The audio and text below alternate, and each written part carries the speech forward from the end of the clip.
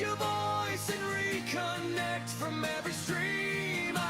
Sounds ignite, we test, we break, we build it right.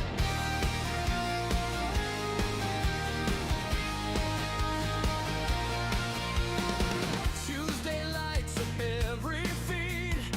Voices meet where ideals lead, from Substack streams to global calls.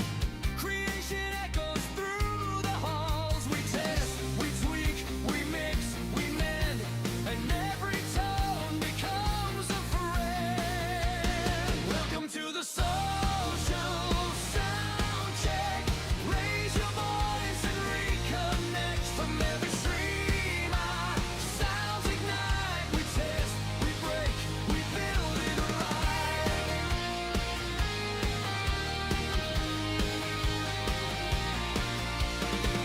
Across the wires, across the seas, new gear hums and ideas speak free. AI sparks and analog dreams, colliding beats and feedback streams. No cameras roll, just waves and will, where sound is art and learning thrills. We tune imagination wide, from whispered thought to amplified. Together live the moments grow, integration and audio flow.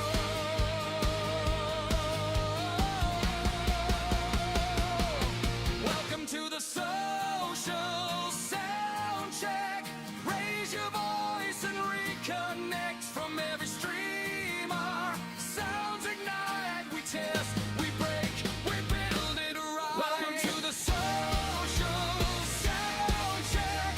Raise your voice and reconnect from every streamer. Sounds ignite, we test, we break, we build it right.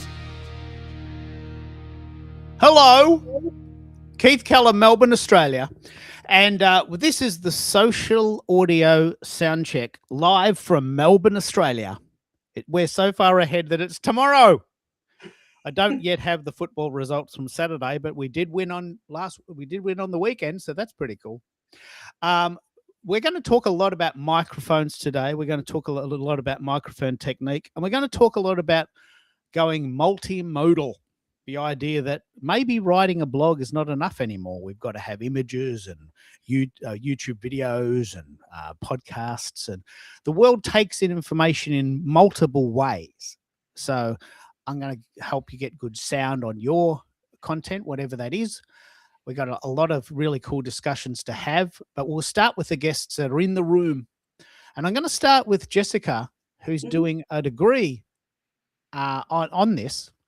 And she and her buddies are pretty amazed that she's talking to a guy in Australia in the back of his house doing a radio show on a Tuesday morning. It's pretty funky, isn't it? It's very interesting. It is a Monday evening here in the Pacific Northwest. I'm in America.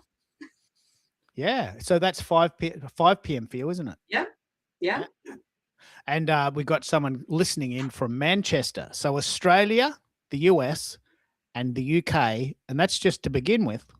So what I'd like to talk about today, Jessica, I'm going to feature and Atlanta, Georgia. There we go. So we got Eastern time, we've got Pacific time, we've got UK time, we've got Australian time. Let's see how many we can do. We are doing all of this through the magic of Substack. And you can see here that this is the global story of Substack. And this is, I think, where we'll start the discussion, Jessica. Your peers there are amazed by what you're achieving here online through Substack. Tell us that story.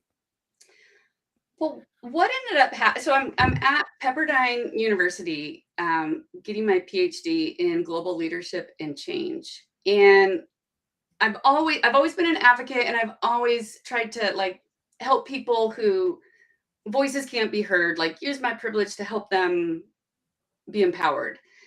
And I've thought about writing a book. And I thought to myself, I keep thinking I'm going to write a book, and I'm writing this dissertation, which is going to be published.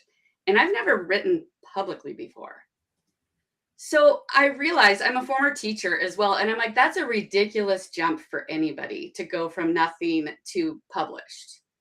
Um, so I started thinking about a blog, and Substack was easy to start. So I started that, and I connected with you, Keith, and you have been a huge help. In the process, I'm taking a class about how to link learning theories to digital online tools. And part of it was to make a website explaining the learning process through something you've done. So I linked it to Substack, and how Substack I've linked constructivist learning theory. And that is where then we started talking about multimodal too. I love this discussion because even though I know what the word multimodal means, I hadn't really heard of it in this context. So I wrote a blog post. This is a very good example, Jessica. Mhm. I did a show last week. Maybe 10 people came live. Maybe it had 25 replays. Just a very small player in the world, right? And I was a bit disappointed by that. But then I wrote a blog post about that, and 750 people read it. That's amazing. And I'm thinking, that's the same information. Some people like to hear it. Some people like to come to the live shows. Other people like to just read it in their own time. And I think if you give people the choice to actually read it or hear it or see it, then you'll get more reach that way, and you'll get your message out to a wider audience, and maybe to the important audience, the people that really need it. Yeah. Right. And that's what we were talking about just a little bit before the show started. Was I always wanted to write a book, but if I feel like I have something to share, like you were telling me, only 25% of people are reading books necessarily to get information. So what are the other modes you can use to have your voice heard? I love this. Billy's actually done a very cool video about this, and I'll talk about this in a minute because that video was very informative. But there's no words I could read. I had to watch the video to hear what he was saying. I'm going to talk about that in a minute, but I want you to come in and talk about this, Jessica, from an Australian point of view. What do you think of the idea of blogging and podcasting and live streaming and making videos and being multimodal so that you can reach more people and, more importantly, the important people? Yeah. Yeah, I think it's critical. I think it's absolutely critical right now. I just don't think that what I find interesting is I'm a former teacher, and as a teacher, we know that people learn differently. And so if you learn differently, that means that you're accessing and processing information differently. So it's always been known that this is a thing. So, and now we have the capacity to do it for ourselves online, and it's amazing. Well, it's very important that you say that because, I'm not embarrassed about this anymore. I left school in year 11 because I just felt stupid.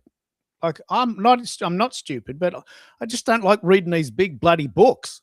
Right. It's not the way school is not necessarily set up for everybody. It's set up for the typical learner. Yeah, but I went back and got a postgraduate degree on my 40th birthday. I'm very proud of that. And you're learning online, and I think I might even do that too.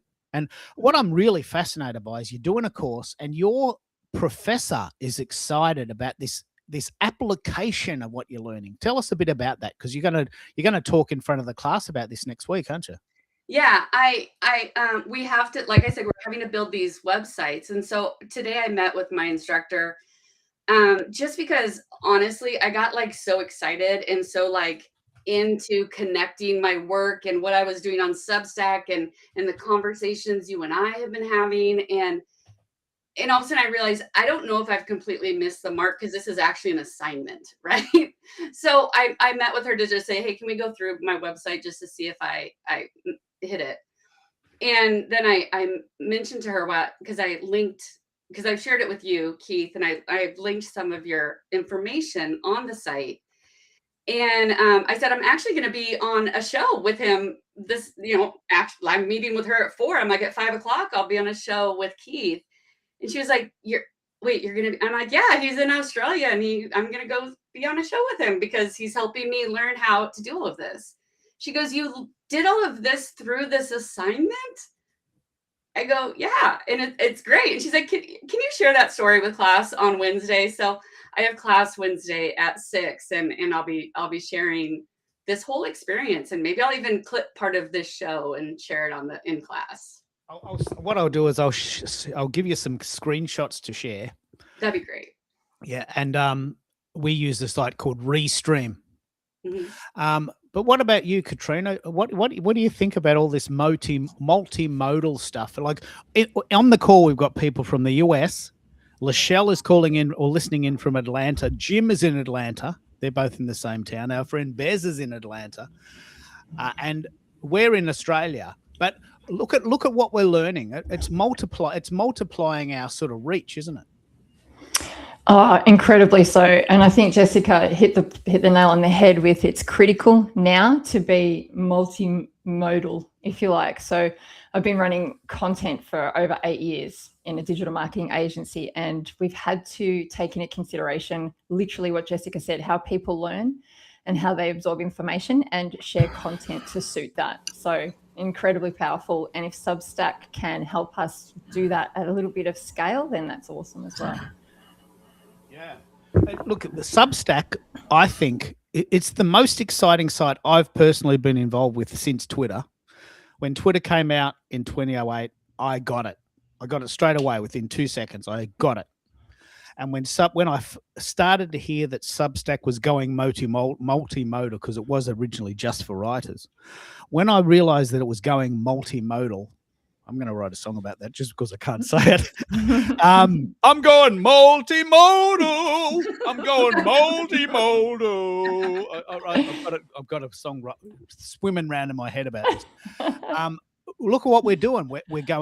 This show is going live to LinkedIn, Substack, and YouTube. I write blog posts about my shows. And as an example, I don't know if you heard the first story, but I did a show last week. 25 people watched the replay. I did a blog post about that show. 750 people read it over the weekend. It's the same content. It's just in a different format, right? Don't you think that's just glorious? I'd love to pick up on that if I could, Keith. Please. I create a lot of content for Facebook, LinkedIn, and Instagram. And so there's certain styles of content that needs to go out there, whether it be reels, the length of the reels, and particularly the length of the posts. So most posts are written with a hook, a subhook, a small amount of text, and maybe a call to action, depending on how it's written. And that's generally all the market can handle on those social platforms. So what I'm interested in hearing is whenever we write a blog, we would usually cut that up and turn it into, up to 10 pieces of content with that style. And what I'm hearing from you is there's room or space enough in people's minds, and they've got enough space on Substack to actually read a long form piece of content and absorb it. And your data is showing that people are doing that more than the short form. Am I onto something here? Because that sounds delicious if that's the case. Yeah, well, I'll throw to America on this. Personally, and America and I are good friends, so I hope he's not offended by this. I personally hate 10-second videos. I just hate them because I want to learn something. If you've teased me into the video, spend a minute telling me what you're talking about. So with a blog post, this is a glorious story. With a blog post, especially on Substack, you can add images, you can embed a podcast, you can put a video there. You can outsource to your live streaming show. You can set up an email list. So a lot of people like the format of being able to read at their leisure. I'm not sure they're reading at all, but 750 people read the blog post about what I talked about last week. 225 people came to the show. 750 people read the blog. It's pretty compelling. It's the same data. Don't you think that's just lovely? Delicious, as you said it. It's delicious. The data is delicious. Yeah. I want to just bring in everyone. Hello, Sarah, listening in from LA. If you'd like to join us, we've got room for 8 people if you want to talk. But Billy, I would love to hear your thoughts. You did a very cool video today about a video about microphones. Do you have a blog as well, or do you find that you love the audio format? Do you want to speak to that paradigm? Well, I can tell you that, and this is strictly for me. Okay, I'm primarily a podcaster. The podcast is 11 or 12 years old on the major podcast platforms like Spotify and Apple Podcast, all that. So when I'm slicing and dicing these things, I look for things that can accent the podcast. And obviously, video has the video clips. Those have a purpose. I think they're good about raising awareness for the show. I don't know that they necessarily translate into listens directly at that moment. When people watch a clip, they go directly to the show. I don't know that that happens that often, but if they follow you enough, and if your videos come up enough, and and you raise awareness about your show, eventually they will, make that path. So I think that's a good thing. I do believe that podcasts, for me anyway, here again, because I have an established audio audience, I make sure that I take care of the audio audience. I make sure that the shows sound good. I make sure that we don't rely on pie charts or videos or anything that is going to take away from the audio audience. That being said, I do think that video casts do have a purpose, especially in my case, because a lot of times guests have websites and things like that, and they want to be seen by their audience in different forums. So that's all good stuff. But to chase some of these things, to be, I'm not sure I have the word down, multi-platformal or whatever it is that you're doing there, to chase all those for the sake of doing them, I think you fracture yourself too much. And this is especially true, seeing that social media is very fractured now, and it works differently. When you talked about Twitter debuting in 2008 or whenever it was, 2007, there was 2 or 3 platforms. You had Facebook, and a couple of years later, We didn't even have Instagram then, Yeah, We Instagram didn't came even- along years later. Yeah, it was purchased by Facebook at some point. I'm not exactly sure where. It was like 2012, somewhere around in there. And even then, okay, so you had 3 major platforms. Now there's platforms all over the place. The algorithms work differently now. You don't necessarily, when you put something out, there's only like a 2% chance, I believe, is the statistic that your followers will actually see that. Everything is driven now by For You algorithms. And it used to be that, the social media model was, create good content. People come on to watch that good content, and then they get exposed to ads. That was kind of the format. But it's pay to play now. They want the creators to pay to be seen. It's especially true on TikTok and some other things. They're constantly pushing you to boost your posts and do these other things. And I'm an old advertiser at heart. I don't have necessarily a problem with boosting content to get it in front of people who want to see it. I don't necessarily have an issue with that. My issue with it is that it doesn't work in most of those cases. The results that you're going to get by doing that are very small, unless you spend a ton of money, and even then it's not guaranteed. So getting back to what you were saying about Substack, you do have the capability of doing blog style posts. And here again, getting back to 2007, 2008, blogging was a big thing, and then Twitter was originally marketed as a micro blogging service, as you may remember. 140 And characters. yeah. So, that was kind of an offshoot of blogging. And I think that blogging aspect is still there on Substack. You still have the tweet aspect if you want to look at what are they called, notes or something like that. Notes, they call it notes. Yeah, notes. So you have that, and in some ways it is kind of structured like a LinkedIn or a Facebook. You do have the page, and then the subsequent side posts. So you can do a lot with it. You can put a podcast on there if you wish.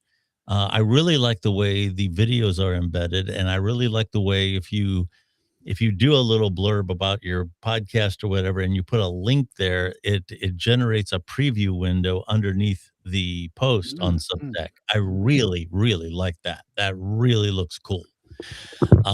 And why Facebook hasn't done that? I mean, they always have that crappy looking link there, all strung out. You know, it looks terrible. And that company's got more money than God. And I never did like the GUI on it at all. Never did like it. Don't like it now. And that, they're going through their own growing pains as well. They've experimented with boosting, pushing that, and they're experimenting with a lot of other things because their usership has gotten older and less active. So right now, I'm going to say Substack is kind of really got my attention right now. Now, that's not to say that I'm still have a pretty good following on X. So I maintain that as well. And I think when something happens instantly, whatever it is, something is really major happening. X 2-0 Australia wins the World Cup. Yeah, it's on X in real time. And that's really good for podcasters. So that element is still there. But I'm really intrigued by Substack as well. So I agree with you on everything that you've said. I don't know if that answers your question or not. It's but very good. I mean, I specifically want to hear from you, Billy, because Jessica is in the process of writing a book. Okay. I haven't started it yet. That's my end goal. Like, we're talking 5 years from now. Oh, that's right. There's plenty of time. I believe in reincarnation, so I've got I think I've you got about already have me 1,000 winning years. awards, Keith. So thank you. That's right. I've already got you planning out your acceptance speech when they turn your book into a movie, and Matt Damon plays the main character. But what I'd love to hear, Jessica said something really interesting when we were talking. She's calling in on her laptop, and she said she loves listening to audiobooks, but she's noticed that several of these people that do their own audiobooks sound terrible and she can't listen to them. Do you want to pick up on the idea of why sound is so important in this environment? Well, sure. I mean, I'm an old audio guy, so don't get me going. But I really am. I think probably the most frustrating thing as a podcaster, I get approached a lot. I can't take all the people that come, that inquire about it. I try to do as many as I can, and the ones that fit the format and so on. But one of the things I really look for now, as I go back and look at some of their old interviews, and how do they sound? And I found it very odd. To me, it's frustrating and it's perplexing. If you're an author, or you're anybody who is going to go on podcast as part of your overall marketing program, and you have a publicist who's telling you to, these publicists and these marketing people look at all these lists of podcasts that are, top this and top that in these categories. My name comes up, so they try to get them booked on my show. And when I bring them on, I'm the third or fourth interview that they've done that day, and they sound like crap. And I can't believe that in this day and age, when affordable microphones actually sound pretty good, if your marketing strategy is to go on podcasts, why you wouldn't buy a microphone? And because you can get a decent one for $50. Go ahead. Right. So, Billy, I want to tell you something really quick. I think it's because people haven't explored this. Okay. I'm telling you, I'm coming from like that academic world.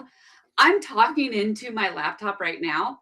Yeah. And it was just the other day, Keith was like, well, what type of microphone do you have? I'm like, microphone? Like, I'm in Zoom and Teams meetings all day long, but sure, I've never thought to buy a microphone. And so I've just started researching them now. And that's why I'm so excited about this show today. Okay. Well, that's wonderful to hear, Jessica. I'm glad you're excited about it. It doesn't necessarily mean that you have to spend a lot of money. Mm-hmm. Okay. You can actually make yourself sound pretty good with very minimal investment. And here again, that's where the frustration comes for me when you're here again, I'm talking about other established authors that are doing, a dozen interviews a week. They can't seem to make their way to buy a $50 microphone. And I'm concentrating on $50, but let's say between $50 and $100. It used to be that price range was really bad. Even as little as 5 years ago. I mean, they sounded tinny, they sounded phoned in. But that is not true anymore, because what has happened, and I think especially in the wake of the pandemic, when people were taking social audio much more seriously. They were taking digital creation much more seriously. A lot of microphone manufacturers that wouldn't have touched the marketplace that was under $200 for a particular microphone, all of a sudden were chasing that market because they were being sold in droves. Like Rode and Shaw. Yeah, absolutely. Rode makes Yeah. some very affordable, good microphones. They have a couple that are, $99. Hmm. And then, you have Sennheiser now, has has a USB microphone that's about $100. Then those are big names in terms of audio, but even the fine finds of the world and the Mayanos, they've come a long way. When they first came out, I wasn't impressed with them at all. But again, I kind of shrugged my shoulders because they were quote unquote cheap, right? Well, now you have such a big marketplace in that $100 price range. It's huge. I mean, there's probably I wouldn't even venture to guess how many millions of people are out there buying that stuff. So a lot of manufacturers have realized, hey, there's people out there that take this stuff seriously. This price point is being taken seriously, and some of them don't sound bad at all. I mean, they're I wouldn't put them in a multi-million-dollar studio, but um, they sound extremely good. And one of the nice things that a microphone will do for you, even the inexpensive ones, is it will get rid of that hollow sound. Like you're kind of in the bathroom and where all the tile is on everything. You get that little bit of an echo, like you're down the hall. A microphone that's right up to your mouth will take care of that. It will also give you. I'm a big proponent of the proximity effect, which is more than just being closer. I mean, it's common sense that if you're closer to the microphone, it's going to pick you up better. But there's a dynamic there that happens with your voice. It sounds much more fuller. It sounds much more intimate. The listener does not have to strain to hear you like they would on a Zoom call. And you got to keep in mind when you're on a Zoom call or a Teams meeting or any of that, uh, the audience is very forgiving because it basically is an intercom system. That's pretty much how it works. With a podcast, or if you're recording an audio book or anything like that, you want that to be very soothing. You want it to be very pleasing. You don't want it to have echo. You don't want to have the audience straining to listen. And especially because people are listening to things like this now on much better devices than what they did in years past. I mean, people are streaming in their cars now, either whether it's with the internet that's built into the car or whether they're using it through their phone. The car sound systems sound very good, and you don't want to have that thin, tinny Teams type sound on your audiobook if that's how people are listening to your audiobook while they're on a trip or whatever.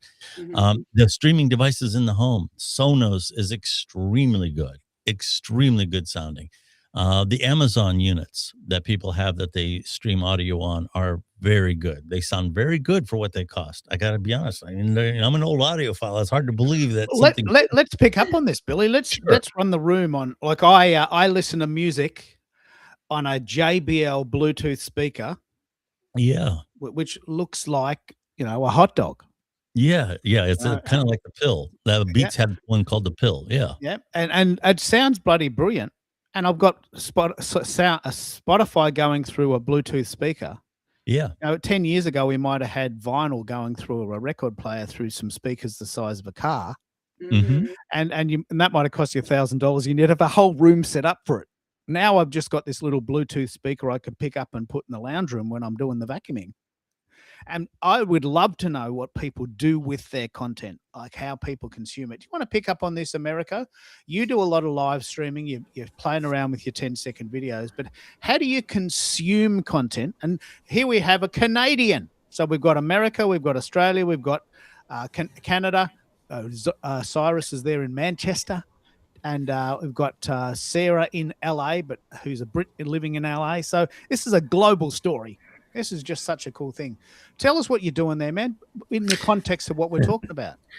Well, today I shared with my community across my social channels. Visibility isn't luck; it's a strategy, and my strategy starts with the live content. It's trust building. It helps build authority, and it helps me redistribute and build that authority on a real conversation. So understanding that visibility is not only a long tail game, but it's also a diverse game. You got to show up where people prefer to consume. And that's what I'm helping others understand, is the importance that, hey, you might like those 10-second videos and someone else might not.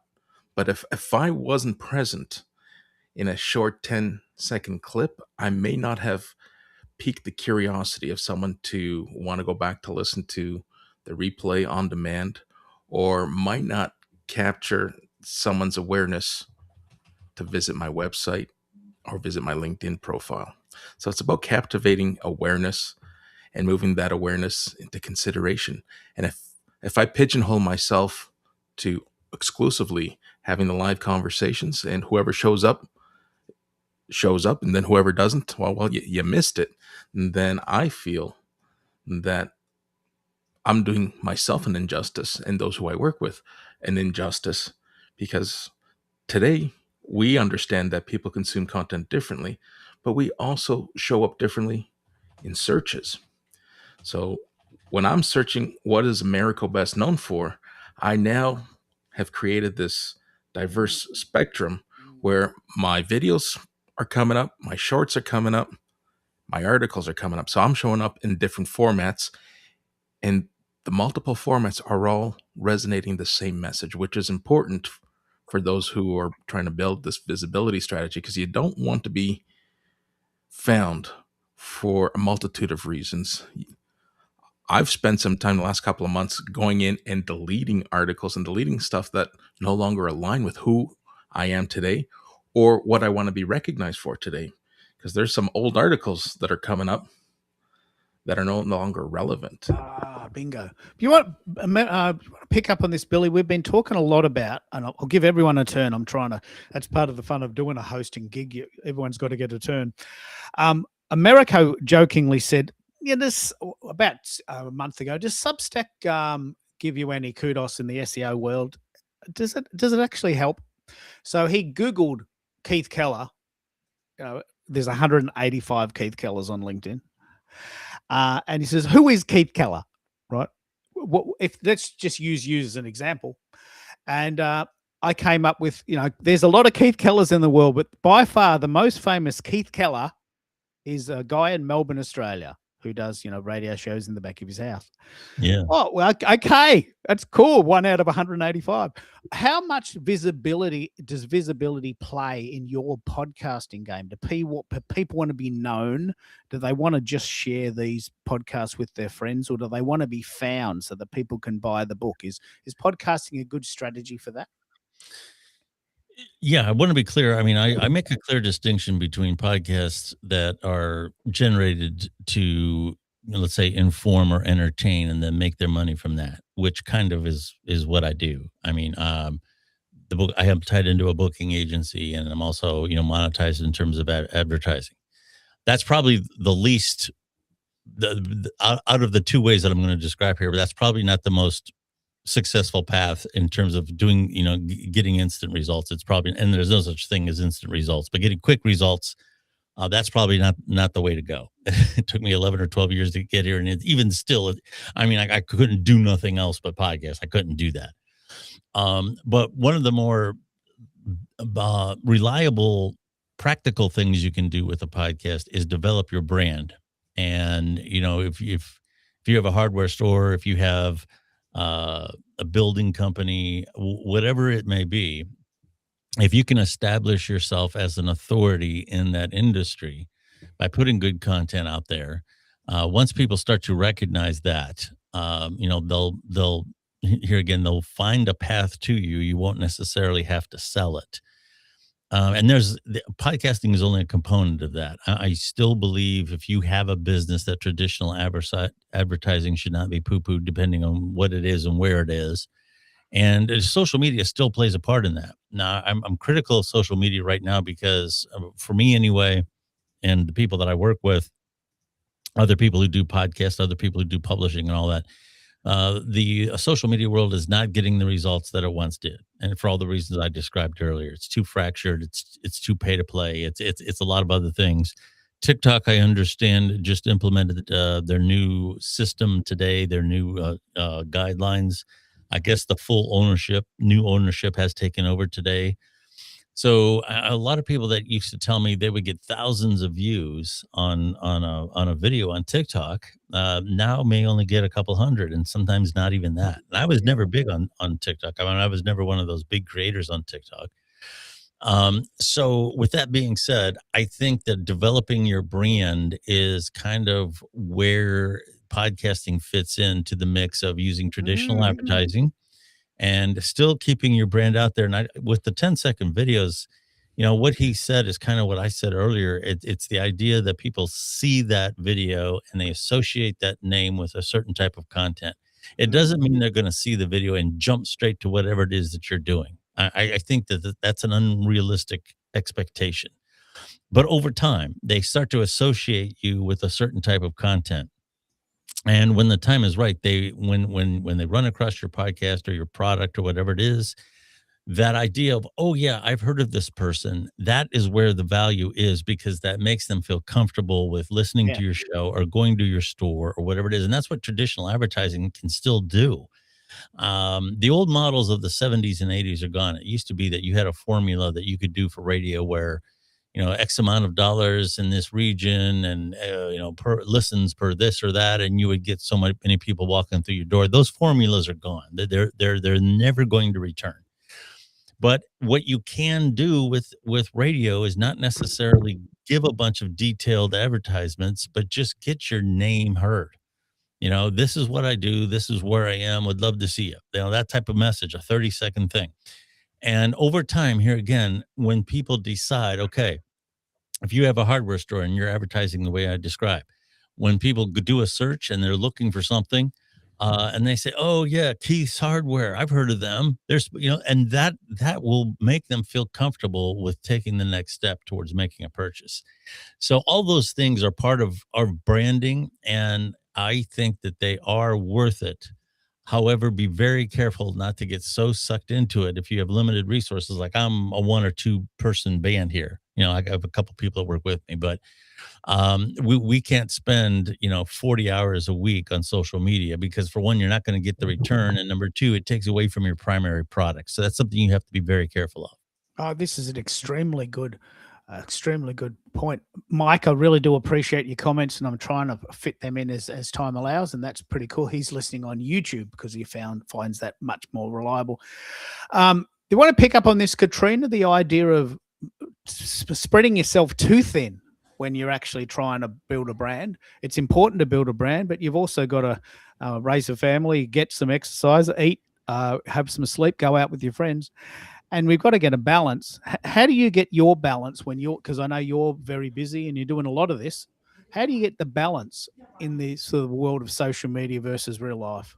I'm literally just talking about that this week, and just trying to create some products so people can have it. Social media is such an easy time suck. So easy to open up the app and say, I'll just be here for 2 minutes, and you're on the scroll for the next 2 hours, and it just disappears.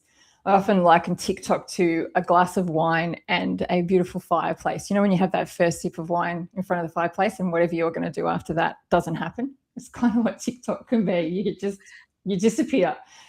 So it's all about systems and allocating time to those systems. So I've created different systems over the years so that I can just come to social media, deliver it what it needs to run the 2 bosses, which is the algorithm and the audience, and understand what I'm trying to get from those platforms. So I love the conversation that we've just had around the 10-second videos and how that isn't the full information. I was actually watching a very popular podcast the other day, and I was in Instagram, and the reel came through from a snippet of the podcast, and it was sharing the guest creating a very specific, sharing a very specific information around something. And I was like, in that 10 seconds, I can't get that information. I don't know what that means, but it was enough for me to grab the idea and run it into chat and get ChatGPT to give me a full synopsis of what that meant. So rather than me go and watch the actual podcast, I got the information I needed from ChatGPT. Now, having said that, I did go back and watch it because I liked the people that were on it, and I wanted to learn more. But that's how that 10-second snapshot can actually work, either for or against you. So it was just, I found that quite interesting. Let's Sorry, pick up on Coach. this idea. A friend of mine, another Aussie, actually puts videos into ChatGPT and gets a transcript. And that's exactly what you've just said there. You've been inspired to do something. And this in itself is a different way to do it. Rather than going and watching the video, you've taken control and you've put it into your own system to get information in the format you prefer. I'm sure that pisses them off. But you know, tell me a bit more about this. You take something you want and then you use another piece of tech, in this case ChatGPT, to get the information in a format you know you want. It was more that I wanted to understand it, and the 10 seconds didn't give me enough information to understand it. And I needed to understand it now, and I didn't have time to go and watch the podcast. And watch it is what I do. So when we talk about how do we take in our information, I actually sit there and watch the YouTube video and don't just listen to it, because I know we've spoken about that on this show as to how people watch podcasts. So I knew I didn't have time, but I wanted to get the information because I wanted to apply it there and then. So that's why I did it that way. And I did. It's already into my business. I've already worked with it. I'd love to ask a question Please. on those 10-second videos. Now, you touched on how 10 seconds can help or hinder. Now, does ambiguity help or hinder? Because I see a lot of slop. I define it as slop, where it's so ambiguous that sometimes ambiguity creates curiosity and people pause. It seems like I'm seeing a lot more ambiguity being used as hooks.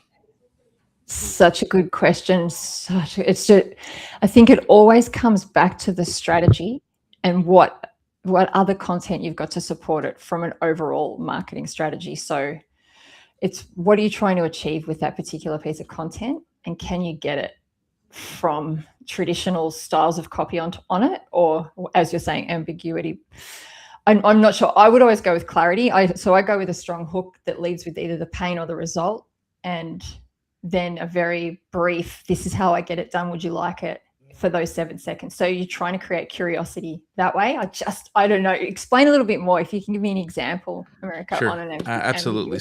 So if I leave out clarity, and let's say I generate a 10-second clip, has nothing to do with what I'm doing. It's me embracing an AI lion. Like this weekend, I put together an AI clip, and it seems like those take off for whatever reason. And is it because it's the sheer entertainment value, or is it because people are seeing me outside of what they're used to seeing me? Hey, this is Americo, the human, the person who's sharing his creativity. He's not talking about live streaming. He's not talking about his community. He's just in a comfort zone where he feels like he can just put up anything.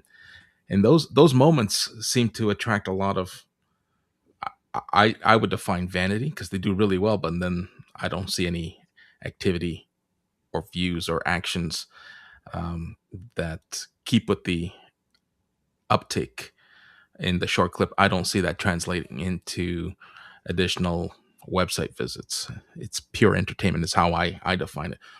But it's that ambiguity that I'm referring to. Yeah, this is incredible. I love this conversation. So that's creating content to go viral in effect, if we were going to relate it to a strategy. So creating something that disrupts the scroll is something different to what people are used to seeing, whether it be you in a different position or in a different light, or say an AI video that creates something that people haven't seen before. It does stop the scroll because we're so saturated with different. So that's what when you want to go viral, they usually say that's the way you can do it. Virality does create awareness across the board. It doesn't necessarily give you the right market, but it will give you some, or someone will know someone. So as a tactic, you could say, I'll create a viral piece of content once a month to try to just get a saturation in the market. But ultimately you want it to result in whatever the game is. So whether it's sales or clicks or, website visits, whatever it's trying to achieve, you ultimately want to measure how the surrounding content can grab that awareness. So that's what I think is happening in America. You've got something where you're positioned differently. You're breaking the attention, and stopping the scroll, and people are consuming that piece of content but might not look at anymore.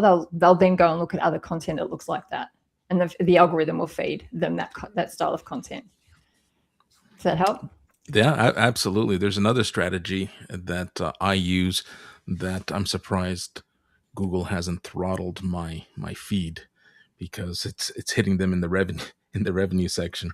Mhm. So I have a $10 solution that seems to be working for me. I've tried. This is now the third month that I'm trying it. For $10, I will promote a short clip, and it's just a trickle. But that little trickle, when someone lands, they will go see something else. And Google's now calling me practically every day. Hey, how about putting together a Google Ads campaign? It's like, no, I'm good. This is working for me. Mhm. Like, they want me to spend more, but I don't have to, because I'm promoting a short clip opposed to paying for a full or putting together a full Google campaign. Americo, do you want to pick up on this? Picking up on what you just said, do you want to pick up on what you're doing with school? I want you to stop what you're doing. I want you to sit down. I want you to listen to this. This is really amazing. Did I set that up well? America has a school community with say 130 people in it. School is advertising with their own money and putting his face on it. Like, tell me about this. This is genius. This is so cool. Tell me about this. School has decided that part of its growth strategy is to invest, and it's dumping a lot of money into marketing. But rather than going full out with marketing agencies and creating content, they're using their members' content, graphics, and so forth, their copy, and they're just redistributing our landing pages as part of their marketing campaign. It costs us nothing. It's free up until the end of this week. Those of us who choose to stay after the 16th, they will continue to push and give us visibility, and anything that we attract in terms of paid membership, they take a cut as an affiliate. I think it's absolutely genius, because it requires zero lifting for me. School has enough authority and reach than I could possibly get, and it's costing me $10 a month for my school membership. It's very clever from their point of view, because they're taking people that have an existing school and you are using it, and then they just simply bounce off your momentum. That's right. You get a psychological boost. Your followers do. You probably get more followers. They get a real world example of someone using their product. What do you think of this, Katrina? I know you got to go. You probably got an 11 o'clock. Are you using school? Is it part of your strategy? School or a circle or Mighty Networks? Have you got a community? Is this part of your strategy? So I'm building one, but not on school. I use High Level as my foundation. Yep. And so we have a community in there. I've literally just started this business, this final business. I hope it's my final business that I create 2 weeks ago. So we've launched 2 weeks ago, and we will have a collective in there. And my strategy would be, just to have an incredible group of humans, just like school does, to work with. I love the idea of school. So Alex Hormozi is an incredible salesman and marketer. And what's the gentleman's name that had it first? Sam? Yes. So Sam Ovens, who was obviously not obviously, but he was the originator of online education. He sort of was at the forefront of that. The guy's a genius. So put those two together and they're going to do very well. So I love the idea of using your community to promote what you're doing and run off their momentum, and that you've just actually given me an idea for my own when I build it. So I love this. This is why we love this show. This is why we love this show. We learn from each other. What are you thinking there, Americo? And the fact that I now repurpose it, it now gives, I wouldn't say gives me tremendous clout, but it allows me to use an asset that is branded with the school label, saying, and it gives me added authority. I know you've got to go, Katrina. We're in tomorrow as well. Wednesday, we're doing a show on multimodalism. I'm gonna create a movement, multimodalism. I'm gonna write a song about that. I want the song. Multimodalism. I'm gonna be in the multimode. I'm gonna write a song about multimodalism. Like, you've got Salvador Dali, who was a surrealist. I'm gonna be a multimodalist. There you go. That laugh, I love it. Perfect. As you said, Billy, I just make up my own bullshit, don't I? I mean, I can just do this all day. Very good at it. No You doubt. have to put that laugh into a song. I was thinking though, this is what you don't get in writing though, and this is what you get with audio, and it's pretty fun. Pick up on this, Jessica. I've sent you some screenshots, and I can't wait to hear how you go with the class. But when you learn statically, and we've all done this, we've done degrees or high school projects, and you learn statically the facts, right? Mhm. And good, tick A+, go at it. But when you learn in the world, Hmm. when you're doing it, and when you've got examples that you can point to of people in the world doing it, it's another level, isn't it? Absolutely, Keith. And you could get me completely nerding out, and I won't, because I don't think you guys want that. But that's the core of constructivist learning theory, which I 100% subscribe to. I can't wait to hear what your professor does. Tell us a bit about this course and what the traditional version of learning is. Are they open to this style of interaction? Oh, absolutely. That's what got me looking into all of this is, I've always been very much because I've been in the world of education, K-12 education primarily. K-12. I'm an advocate for teachers. I was a teacher. And so I've just always been in this I love books. I love books. And there's a whole other world out there. And that's what this class is about. And it's about the fact that in K-12 education, if we're not kind of trying to meet the kids where they're at and where they're coming from with these new generations, then we're not going to be reaching them. And so we need to understand these different platforms of learning. And that's what this class is all about. Yeah, traditional learning might seem a bit stuffy. It was even when I was in year 11 in a predefined time. I just felt stupid. Like I was really and annoyed. that's I'm not not. right. Yeah, I just felt stupid. I thought, look, I don't get this. What does Shakespeare have to do with the real world? It's Right. bloody 1980 something. Shakespeare's been dead 400 years. How can this possibly help? Right. And, right. and I obviously got an E or maybe even an F for Shakespearean studies, but I don't care. I wasn't interested in it. Give me something practical. Give me something I can touch with my hands. you know? Yeah. And so I just left school. I just left it. And that's a pity in a way, because I probably would have learned lots of extra goodies. Now I've just learned it, as we've discussed before. I just learned it in the real world. Like, I'm a kinesthetic learner. I have to touch things and play with them. And that's why I love mixers and mics. And I have to touch buttons and push things.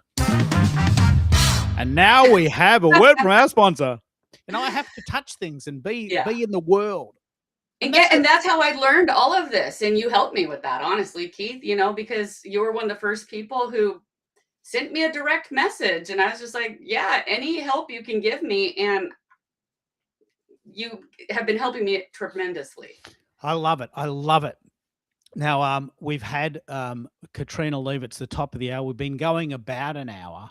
I think this is actually a very good time to, if you want, we can probably play a song and give people a sort of a polite permission to leave if they need to. We can't stick around forever.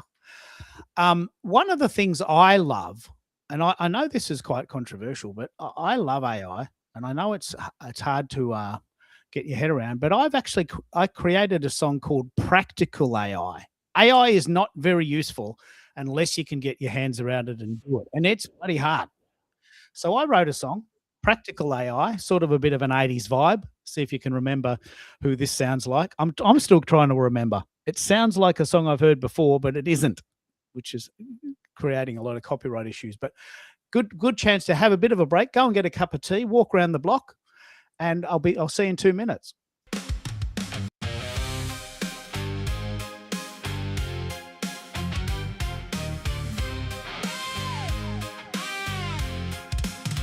This is practical AI, simple and real. Turning just an idea into something you feel. From stuck in your head to something you share. One small step and it's suddenly there. No code, no pressure, just dive right in. This is practical AI, so let's begin. You don't need a lab coat, don't need a degree, just a curious mind and a cup of coffee. Open up a blank page, type a simple line. Help me write a story, now your co-designing time. It's not sci-fi, it's not far away. It's in your hands every single day. Sing it with me. This is practical AI, simple and real. Turning just an idea into something you feel.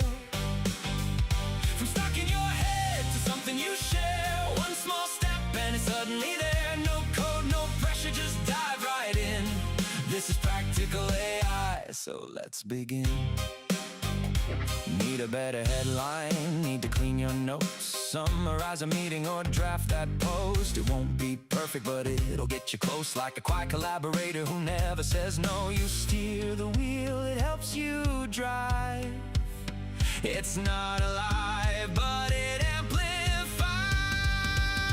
This is practical AI, simple and real. Turning just an idea into something you feel. From stuck in your head to something you share. One small step and it's suddenly there. No code, no pressure, just dive right in. This is practical AI, so let's begin. Ask better questions, get better replies. That's the secret no one really hides. Edit, refine, don't copy, paste blind. You're still the author, it's just your co-pilot mind. Start with one thing, keep it real simple. Write, test, tweak, that's the whole principle. This is practical AI, simple and real. Simple and real. Turning just an idea into something you feel. Something you feel. From stuck in your head to something you share. One small step and it's suddenly there. No code, no pressure, just dive right in. This is practical AI. So let's begin. So Let's begin.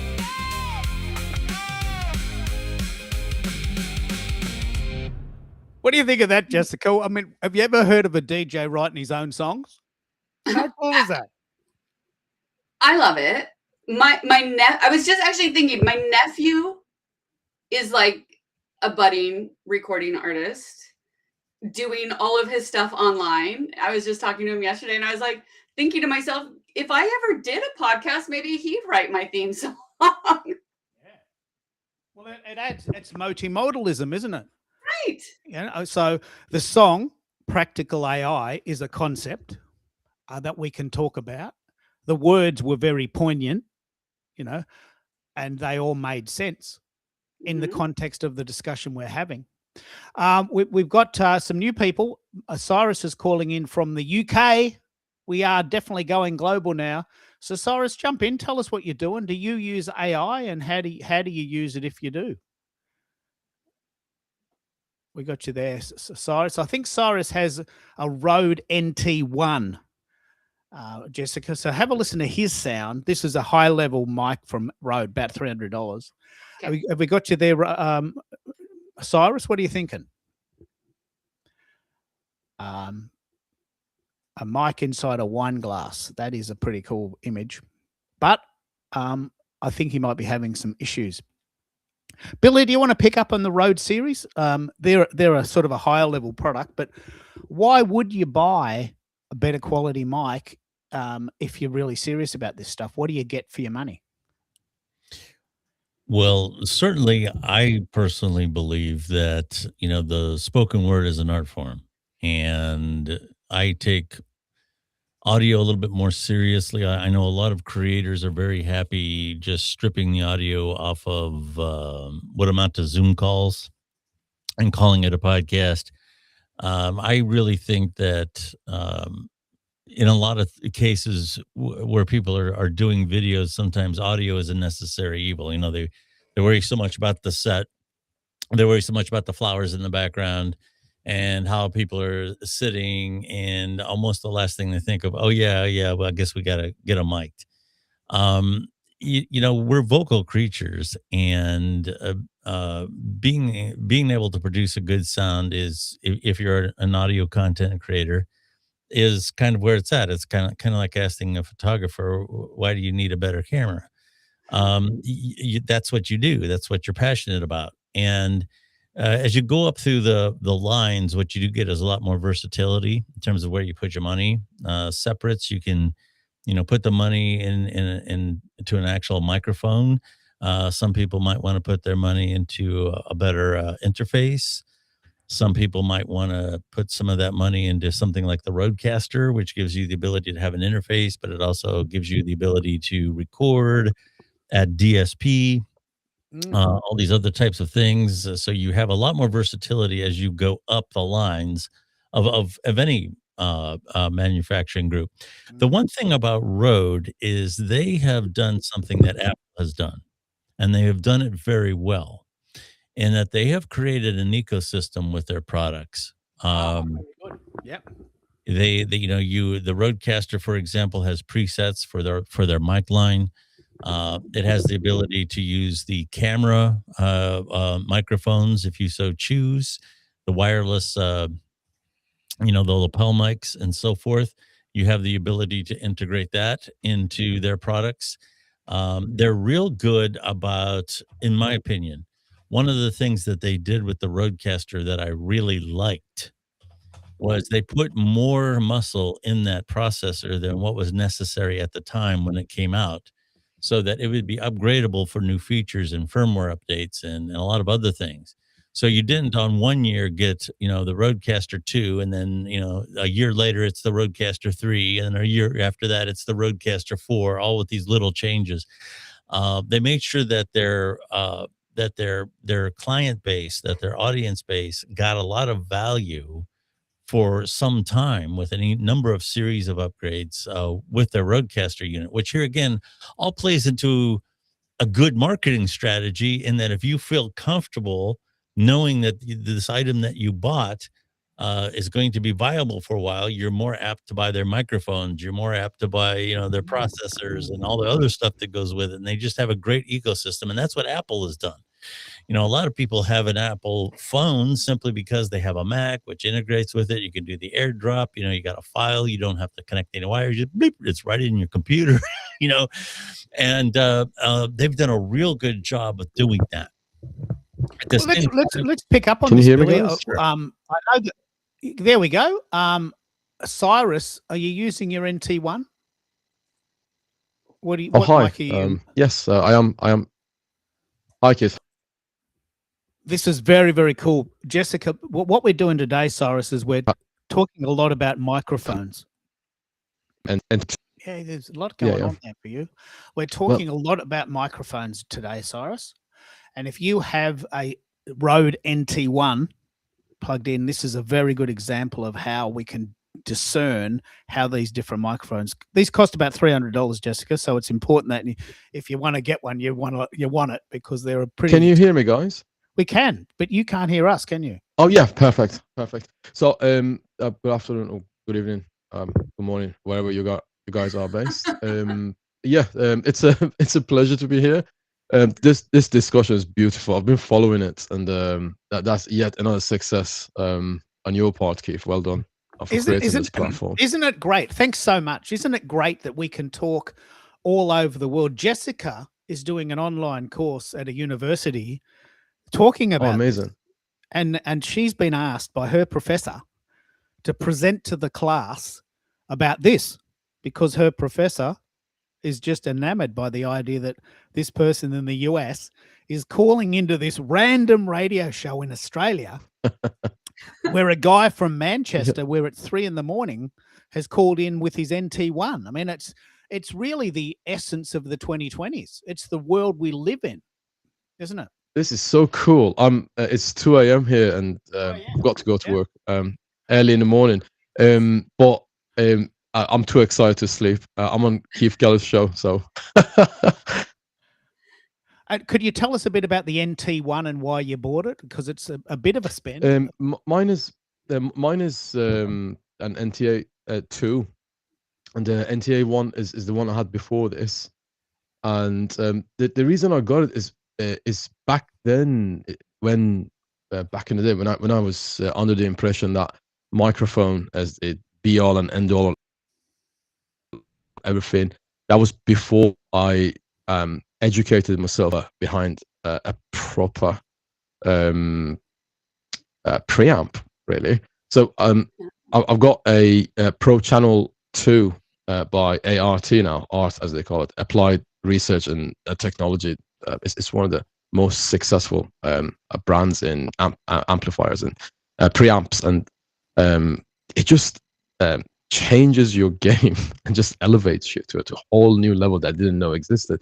So I am using a Rodecaster Pro, and in my work, which is creating audiobooks for other people mostly, how other people use their microphones is more important than how I use it myself. But it matters to me as well, because I don't do audiobooks for myself. I do podcasts. I have over 8 podcasts, and I have to have a healthy relationship with my microphone and with my equipment, etc. Do you want to riff on this, Billy? A Rode NT2, they're 700 Australian dollars. Can you tell me why you would spend that much? Tell me what's going on with that. That is it's a very good microphone. Yeah, but you've got to be set up for it, haven't you? Yeah, I mean, he sounds like he has a great preamp there, and all on down the line. I kind of do like the preamps that are in the Roadcasters. They actually perform very well. I've used the DBX one from time to time, so there's a lot of them out there. And when you start spending money on this stuff, here's the deal. First of all, it depends on what you want to do. If you want to do social audio, and that's all you're ever going to do. And I don't know that you necessarily need to spend big dollars on a microphone. And I like equipment. You're talking about somebody here who has blown a lot of money over the years on microphones and things. I'd like to have some of that money back. But that's we all have to have our thing, and then if you're passionate about audio like I am, there's worse things that you could do with your money and your time. There's a lot of worse things you could do. So I enjoy it, and I get the flavor out of it, so as you spend more and more money and up the line, whether it's your interface, your preamps, or your wires, or your microphones, whatever, as you spend more and more money, there is the law of what you call diminishing returns. Okay. And it's just like with cars or anything else. Okay.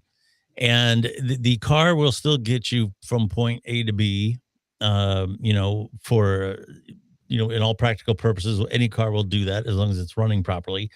So how much style do you want to have while you get there? How much do you want to shine? And I think there's a certain practical level. I would say under $1,000 for most items. This is just strictly general. It's not written in stone.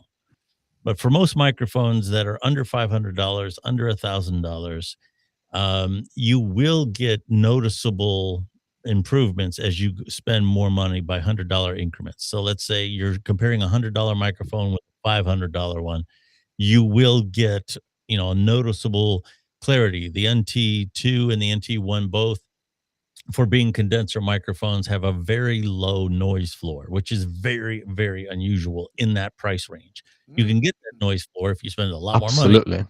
Yeah. Can you just explain what that phrase means for the newbies? Is that just the hum in the background? Yeah, see, I'm sure my associate here can explain it. He's very passionate about the NT2 and the NT1. They're condenser microphones, and they're active elements, meaning the element that's in there that's getting the sound waves coming in and through the air. It's active. It's been energized. Okay, and when sound comes into there, it's very easy for that diaphragm to move because it's been energized. That's what makes them so sensitive. Okay, but the noise floor in the preamps and everything else, sometimes you get a little hiss in the background, sometimes you get a little this or that in the background. So that's the noise floor. And that's typically the type of thing that you're going to want to filter out if you're doing live. There's several different things you can do with what's called a DSP sound. It's a digital sound processor. There's things that will remove some of that sound. There's things that will EQ it a little bit and do some other things to fine tune it. But typically, condenser microphones, entry level ones, do have a pretty high noise floor because just them existing in a room that has ambient sound is going to produce some sound. So that's what your noise floor is. And those microphones in particular, just sitting by themselves, hanging out with that very sensitive diaphragm, produce a very low noise floor. And in that price range, that is rare. Now, as you go over north, when you start getting above $500 and when you start getting above $1,000, is a $500 microphone less quality than $1,000 one? Yeah, it is, but not as much. And then you go up another $1,000, $2,000. Okay, is it better? Yeah, Nah. not as much. Okay, so the God. yeah, for somebody who's really passionate about it and for somebody who's really dialed in, it's worth it to them because that's their passion. Okay. But the problem is, it's just like the old argument about the weakest link. There's no point in having a $5,000 microphone, and they do exist, without having a computer that can process that sound. And you're not going to get one at the local discount store that can process that sound well. Same goes with the preamp. Same goes with the interface. You're not going to use a $200 interface on a $5,000 microphone. So everything gets larger. And in that expanse, the amount of return that you're going to get, that's like, wow, this is really a lot. It's generally not going to be there. Unless you're very passionate about it and you have an audience that's listening to nothing but high-end audio gear. You got to keep in mind that difference can be heard, but you're going to need Macintosh amplifiers and Bowers and Wilkins speakers to be able to hear it. So it depends on who your audience is. And if you're the London Philharmonic or one of those type of things, yeah, your audience is listening to that type of a sound system. So you do want to record it with the absolute best stuff that's available. But for creators online, I'm going to say spending that kind of money is probably, the diminishing returns are going to overtake you pretty quickly. So that's my take on that. I love this discussion because we have right. a lot of newbies on the call. Jessica, do you want to pick up on what the analogy I use? I have a Mazda 3. It cost me $30,000 after the changeover, and a Maserati looks pretty similar color, $160,000. I'm not sure I could see the difference. Of course, it's got a little trident at the front, and it's a great thing to tell your friends. But $160,000 for a car, come on, And I don't know anyone who's got a Maserati, and I wouldn't buy one if I had the money, because I'm not into cars. But for you in your project and your cohort and your community of students, what do you think's a reasonable price point for this stuff? Yeah, I was thinking around, $100, $150, maybe $200. And my comparison that I'm thinking about for this is, I'm also an artist, not audio, not music. I struggle with being able to make music, but I'm a visual artist and I really enjoy photography, but I'm not a professional photographer. So I wouldn't need the quality and the amount of equipment that a professional photographer. And right now, I'm with this that I'm working on. I'm just starting, and I'm a hobbyist right now. So I want something quality, but I don't need professional. Yeah. You want something better than just talking into a laptop, but you don't need something really amazing. That's why this show is so good, and I think it picks up directly on what you're learning. Like, I could write a blog post about this. I have written a blog post about this. It got 150 views. Right? I could do a live show about it, and I might have 25 views. But we're talking to people all over the world about it, and Mhm. we're hearing what they sound like for the money they're spending. Michael is saying that he uses a Fifine. I've got I've got a Fifine, and friends of mine have got them. I've sent you a link to this, Michael, if you want to come in and chat about that. Fifine, which is I think a Chinese brand, they're very good for the price point, and it has USB and XLR, maybe $100. And Billy, you'd agree that for the price, they're not bad, are they?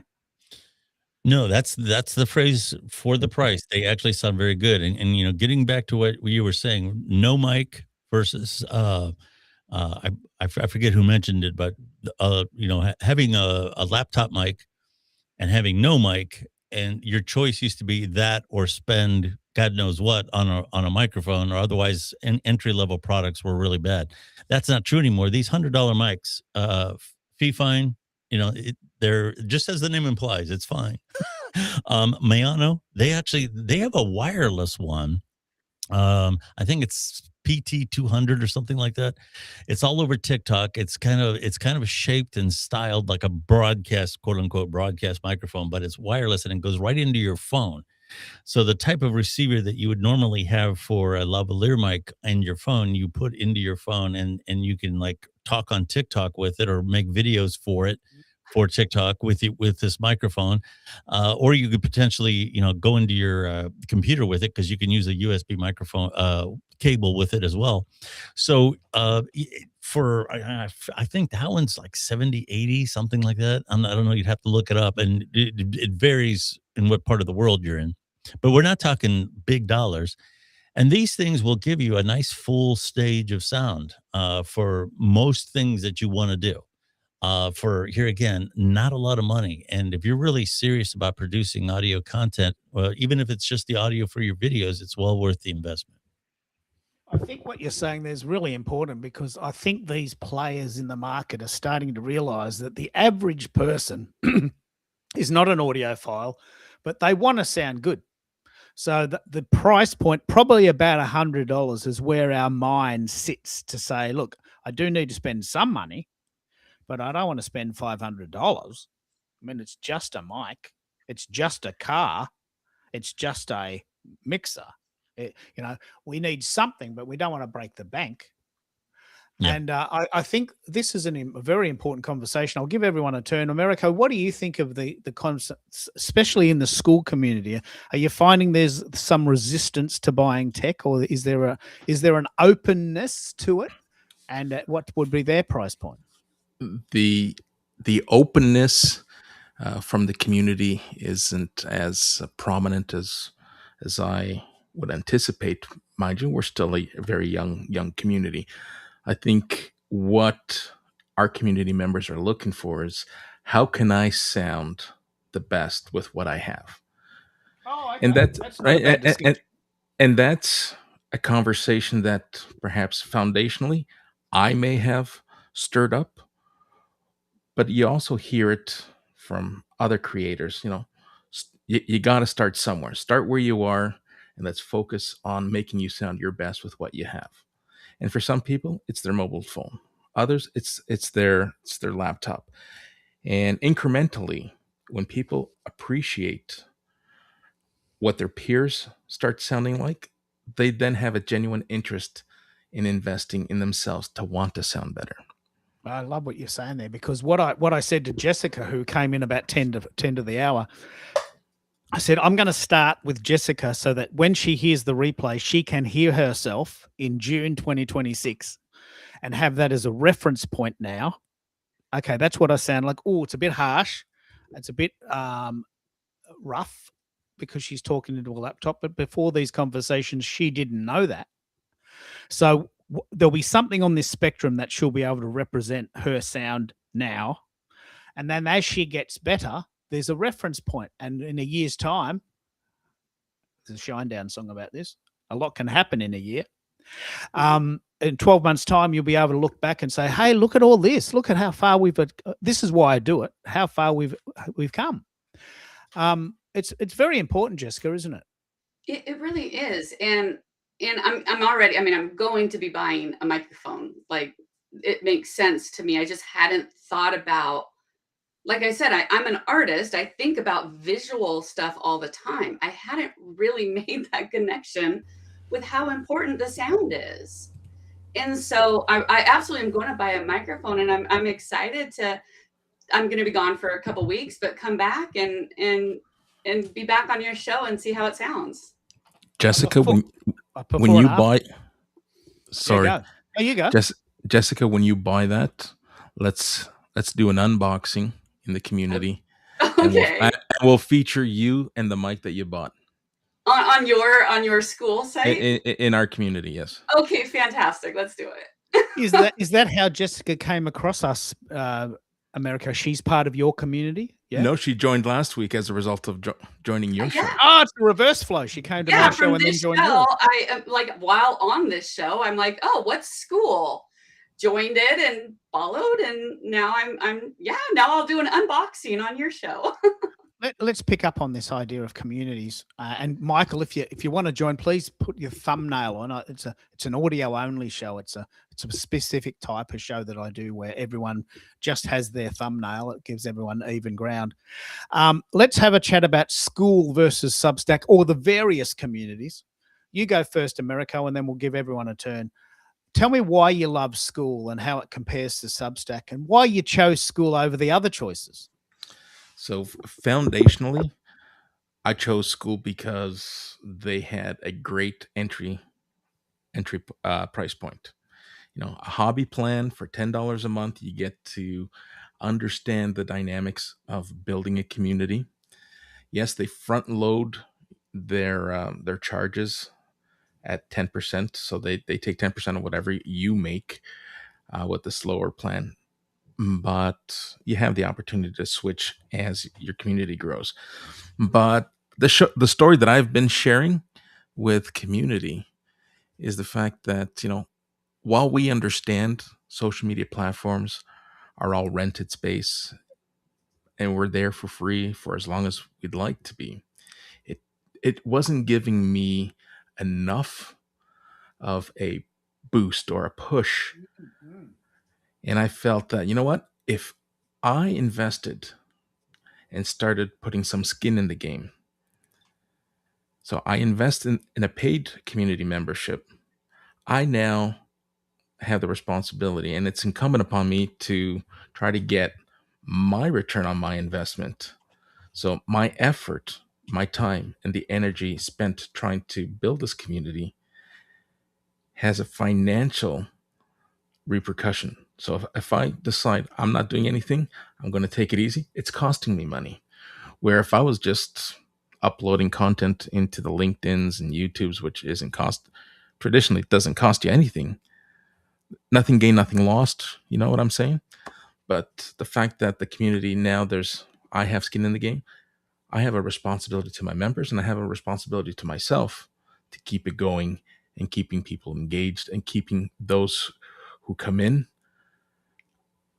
not only engaged, but bringing people who want to be there with purpose. I've let people go for, coming in and trying to spam and harass other community members. So it's been a fabulous journey. It is a long haul, and a lot of people don't understand that. They think, look, I'm just going to, and I'll throw to Billy on this. I'm going to set up a podcast. I'm going to do one every week forever. And for the fourth week, I'll probably be able to buy a house and probably be able to afford my third Maserati. And within a year, I'll be able to retire, because all I have to do is do a podcast on Spotify, and I'll just get clients. And do you come across this, Billy, this sort of instant gratification mindset? Do you want to pick up on that? Yeah, that's very common. A lot of people approach me about, well, I'm going to start a podcast, and how much money can you make? And those are, if you're starting a podcast, how much money you're going to make is going to be answered a lot further down the line. Here again, I do think in terms of content marketing, which is with the idea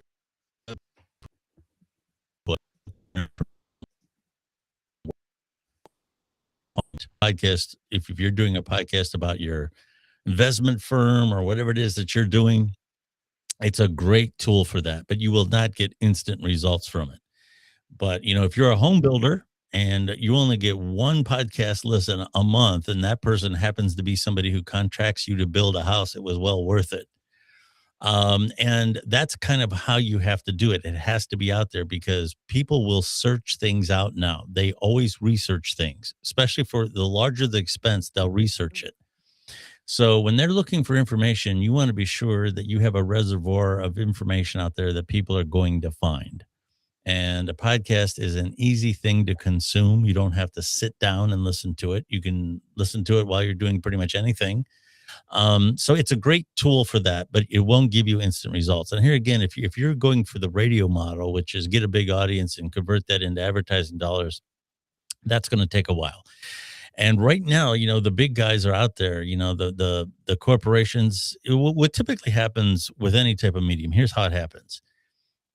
Let's say 15 years ago when I first started podcasting and it was something that the nerds did. It was the type of thing, well, I do a podcast, well, and people give you this smirk, like, what the hell is that? Like, what are you doing with your life? And that's fine. Okay. But the nerds like myself, the small people, we build these platforms. I'm not saying me personally, but the whole community of us, the small people always build these platforms, and big news companies look down at it and say, that's some internet BS. We're not going to mess with it. Okay. But sooner or later in 2012, a couple things happened. You had a podcast, get an interview from a sitting president. You had, the initial big podcast was a true crime podcast. I believe it was called Dirty John or something like that. Don't quote me on that. Okay. All right. That thing blew up. And all of a sudden now, people are listening to podcasts. And, by the time 2016, 2017 is rolling around, all these big companies will say, oh, yeah, this podcasting is a good thing. Let's put Dr. Phil over there and put, let's say, $5 million in advertising behind it. Okay. Now, all of a sudden now, these big guys jump in to what the little people created. And that can be a good thing on the one hand, in that they'll bring in an audience that may not have been there ordinarily. Okay, so they expand the audience base. But the downside to this is any search that you do, for a podcast is going to be something that's got a ton of money behind it. It's going to be Joe Rogan or somebody like that. And it's very hard when you're in that ocean as a little fish to get hurt. It can be done. Okay, but it's going to take some time. And the idea that you're going to, start a podcast on Monday and on Tuesday, you're going to have 100,000 listens. It's just not going to happen that way. It's harder and harder to do because here again, like I said, the old ways of promoting things with social media and everything now aren't as effective as they used to be, and they require much more elbow grease. So it takes a while. I love this discussion. I did quite a lot of research about this because when I started podcasting in 2008, the word podcast meant podcast, iPod casting. It was an audio only format. That's right. Yeah. In 2008. Yeah. Somewhere along the way, someone decided that videos suddenly are a podcast. And I'm still annoyed about that. But I worked out that what happened was Joe Rogan in something like 2016 said, I'm going to do a video in my basement on Christmas Eve, 2016. And 200 people watched it. All right. Well, that's all right. I'm just starting. And I'm guessing he probably would have gone to the Christmas party.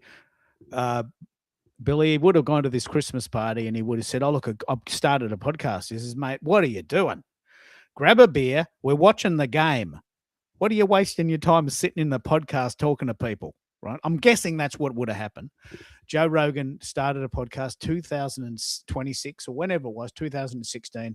250 people watched it. And most of them would have been very disparaging. And then about 2 years later, he got $200 million from Spotify and the world stands up. Yeah. Hey, Man, what's this about? Come on, $200 million for a guy talking to people in his basement. Never would have guessed that. Right? Did you follow that story? Can you fill in the gaps for me? Or did I get it partially right? Yeah, you'd have to preface it by saying that Joe Rogan was well known as some kind of a celebrity prior to this. I mean, he was known in the fighting arena, and then he did that. I think it was called Fear Factor. You know, like where people dunk their head in a bunch of cockroaches to get an apple or whatever. You know, and so he was known. So he had a certain amount of celebrity cred. But yeah, the podcast blew up beyond what anybody would have anticipated. That's for sure. Yeah, so the first episode of the Joe Rogan Experience was broadcast on December 24th, 2009, right? And I didn't know that he was already famous. And so he already had a platform, and he just decided 2009, right?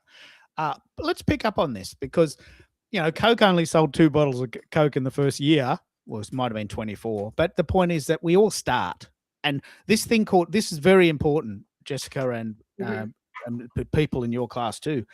But there's this thing called pod fade, right? And people go, mate, I'm going to do a podcast. I'm going to buy a mic and a mixer, and I'm going to set up a room in the house, and I'm going to do one show every week for a year. I'm so into this, right? And then after 3 weeks, people go, mate, this is hard, and no one's listening. And what's the point? No one's listening, and it's bloody hard, and I can't think of things to say, and no one wants to come on my show, and I can't get the internet to work, and I'd rather just go to the pub. Have you heard of this phrase pod fade, Jessica? Does it resonate for you? No, I haven't. What is that? So pod fade is the idea that the mindset is, this is too hard, I'm going to give up.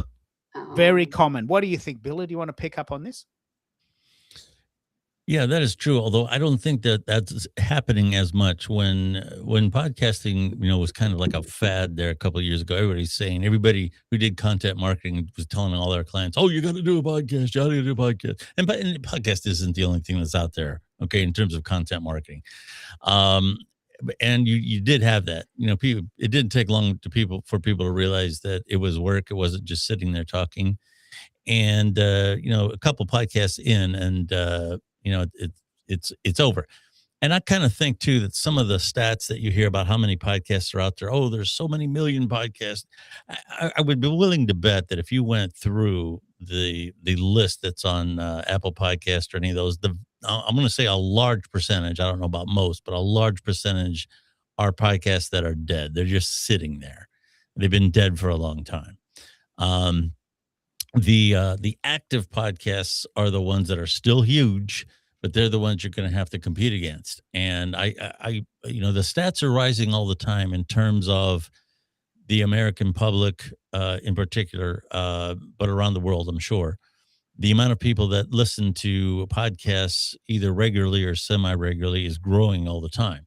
So the audience is getting bigger, and that's a good thing. And I do think that the fad that podcasting was there for a while has kind of cooled off. And just kind of like happened with, you know, when blogging first came out, everybody and their brother was blogging, and some of them were really, really bad. But there was like 10% of them that were as good as, you know, articles and magazines. And as time went on, the cream rose to the top, and those people have remained. You know, you look at Andrew Sullivan and all those people are still way up there in terms of bloggers. And I think that's kind of happening with podcasting now. You have a much more savvy audience. They know what gimmicks are. They're tired of listening to all the ridiculous podcasts like reviewing Porky's 2 or some. I don't know who would sit and listen to that, but apparently people did. And that kind of silliness is fading by the wayside now. People are more savvy in terms of they recognize production work. They recognize that these hosts are well prepared with their guests, and the content is really solid.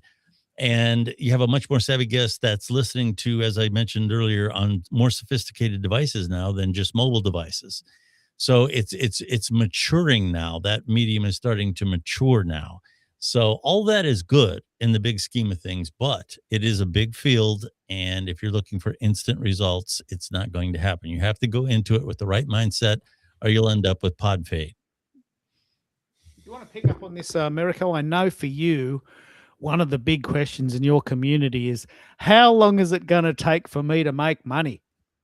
You want to pick up on that? Yeah, that is one of the onboarding questions. What's one of your objectives or your goals? And I'd say mid 80s to 90, close to 90% of respondents, they want to go live and they want a content strategy that they can monetize. And when I share with them that, hey, this isn't something you host a pop-up show and people line up and separate their dollars from their wallets. This is a strategy that you're going to have to invest, generously, I'd say 12 to 18 months. Because you got to build trust, you got to gain that visibility, and over time, that trust converts into conversations, the right to continue the conversation. And yes, depending on the frequency and depending on how much time, effort, and energy you want to put into it, you can shorten that timeline.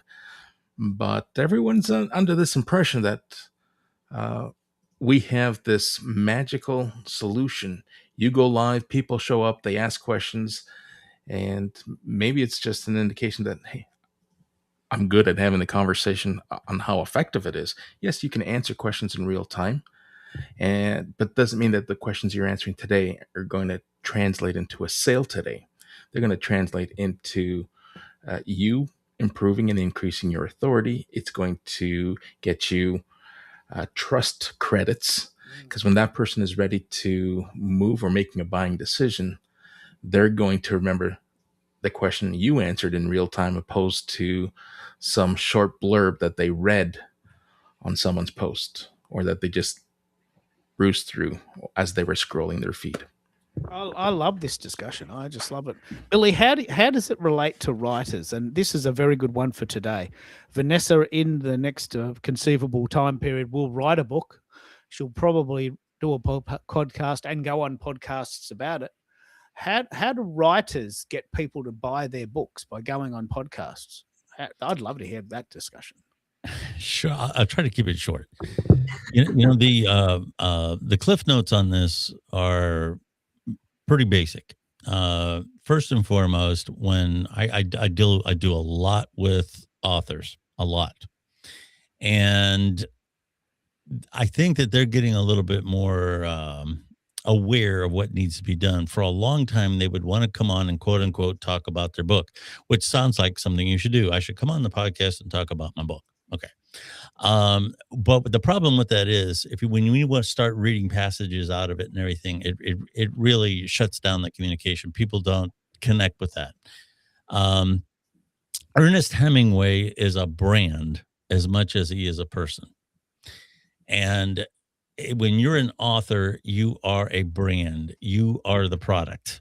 And if people like you, they will have an interest in your book. So if you, let's say, wrote a book about overcoming some sort of a trauma, and even if it's fictionalized, you can say, yes, this is a work of fiction, but it happened after I had my car accident 5 years ago. And you can go through, the recovery process and the depression that you fought, and writing started as a catharsis to help me with my depression while I was undergoing surgeries and physical therapy. And people will get drawn into that. When they hear a personal story like that, they will get drawn into it. And if you can wind that story up with something uplifting, and this is what inspired my book, then you have a nice, informative, entertaining, inspiring podcast that the audience thoroughly enjoyed. And that will build a bridge to your book a lot quicker than saying, let me tell you about chapter 3. So yes, that's the thing right there. You want to make sure that your interviews have an inherent value in and of and by themselves, and they're not an infomercial. That would be my best advice. I'll pick up on that, Vanessa. Does that, Jessica? Does that make sense? Does that make sense? Makes a lot? That makes a lot of sense. Yeah, I'm thinking about. I mean, honestly, what I'm thinking is, I'm like, I would love for Billy to read some of my short essays just to see where where I'm headed, because I hear everything you're saying and it makes sense. I don't know if I'm going in a podcast direction, but maybe I will. Well, certainly wouldn't you try to dissuade you from it. And here again, like we were talking about, you're thinking about buying. You need to spend a lot of money initially to try this out. There's software that's available at little or no cost that will work fine to get you started. In terms of hosting platforms, there's a lot of them that here again to get you started at little or no cost. And you can test the water with associates and things like that. Have them listen to it, tell me what you think, and ask for honest critiques and so on. And here's the thing: if you enjoy it, if this is something that inspires you to do more creating, if your podcast inspires you to do more writing yourself, it's worth it. See, you have that's to. what Yeah. I agree, Billy. That's where I'm coming from. I am not looking to go viral. I am looking to learn and to create some community around this and to expand my thinking. Like, I am getting so much out of this. I don't even have a paid subscription on Substack right now. A lot of us don't. That's the secret. But what I love about this is that I love doing this show. I love doing it. It's what we call ikigai. I live for this. Mhm. I do the blog post as a courtesy to my community who can't come to the show. But I don't think I could just exist as a writer, as a creator of blogs, because that's not where I live. That's not what Yeah. lights me up. But I do this show, and as you saw, we had people in Canada, America, the US, the UK, Australia, and all these different listeners, Brits living in LA, and people from the US living in the UK, and it becomes this sort of global community in a way. And maybe not many people actually listen to it live, but for me, I learn things and it informs my creativity. It juices me up. Yeah. It gives Yeah. me something to write about. What I want to do now, I would just to basically talk about how I do the show. This is called the Social Audio Sound Check. And for me, it's like the warm-up back, the warm-up act, the support band. Because tomorrow, and I really want to pick up on this multimodalism idea. This is real. This is a trend. And it's not just me making this stuff up. Tomorrow is part 3 of Repurpose 3030. And the basic goal in my community, or our community, is that we want to help each other create 30 pieces of content in 30 days, just because we want to try it. You don't have to do that every month. But I really would like to pick up on this idea of repurposing. And can you see this sort of becoming the norm now, Jessica? What does that really mean to you, the idea of repurposing? Do you resonate with it? I do. And I'm just starting to kind of think about how to do that. But for me, I relate it to when you're in a doctoral program, everything you're doing, you're working towards your dissertation, even if you're having to take all these other classes. So it's the idea of repurposing the ideas over and over and over again, but also refining them. And sometimes you find new angles and new ideas that you never would have before if you hadn't looked at it from a different angle through repurposing it. I think that's actually why I love the show, because I a little bit like the conversation about pod fade. Sometimes, and I have done this, sometimes I've done shows and no one turns up and I'm talking to myself for an hour. Mm-hmm. Right. And I'm thinking, what am I doing? Am I kidding myself? Am I kidding myself? If I'm talking to myself for an hour, am I kidding myself? And no one watches the replay. But I couldn't write blogs or create blogs if I didn't have some impetus. And this format, I would imagine, it would be enormously beneficial for your end product, because otherwise it's just dry research, and I'm sure that's what happened in the past. But you've now got this very rich source of multi-dimensional content that will feed into your final dissertation, won't it? I have so many ideas right now. I need a minute to organize them. But yeah, it really has opened my eyes to a lot of new possibilities.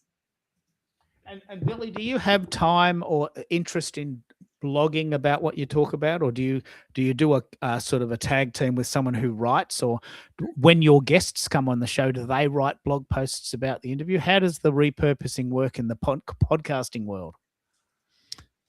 Well, for me, the Substack, and of course I have a website as well, kind of forced me into, writing blogs about individual episodes. So for most of my episodes, not all the live ones that we do a lot of live ones that are, very topical, maybe current events with politics or something like that. I don't necessarily do posts about those. But when I have an author come on and it's a very structured interview and we have a lot of talking points in there, I put that on my website, and I also put it on Substack.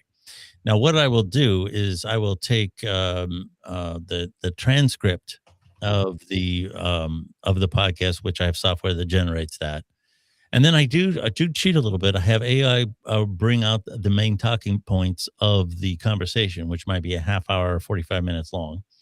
And then I just go through and expand on all the different points, put that into maybe like 4 or 5 paragraphs. I usually get photographs or digital artwork from the guest, put that in the post, either on Substack or on my website.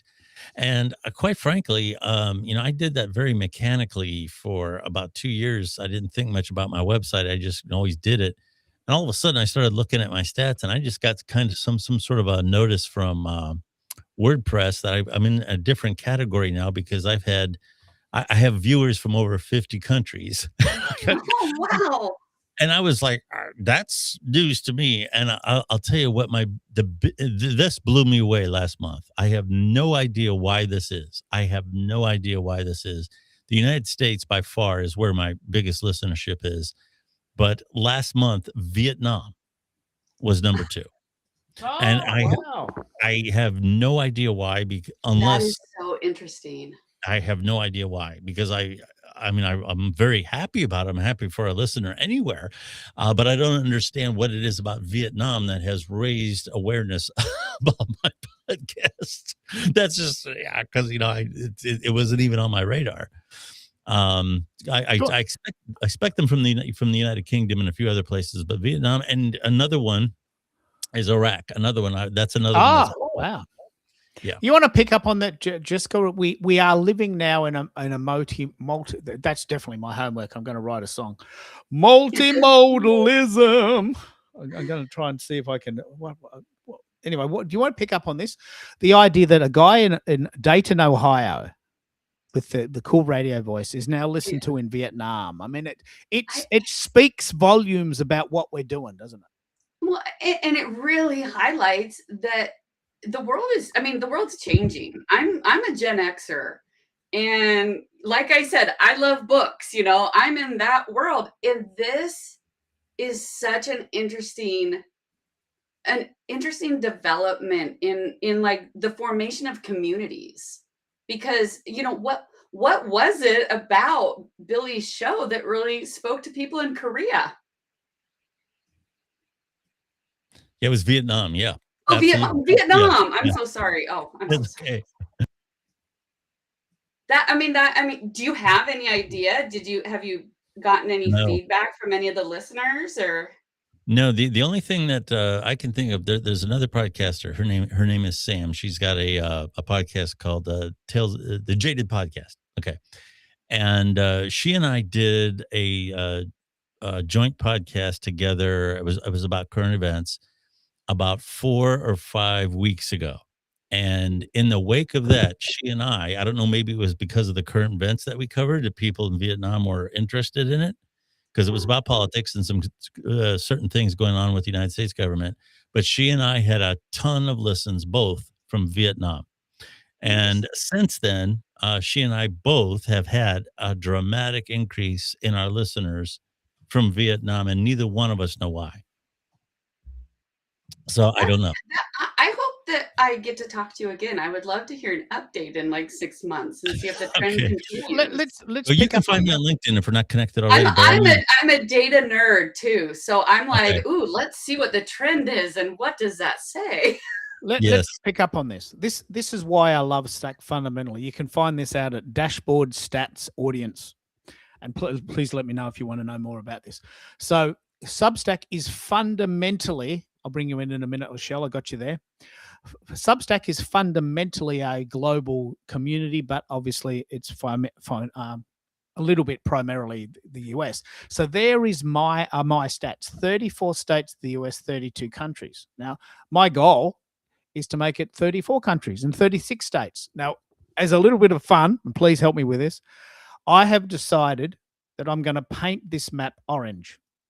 So I actually consciously, deliberately find people in Maine and Nevada and Montana and Mississippi, and I connect with them.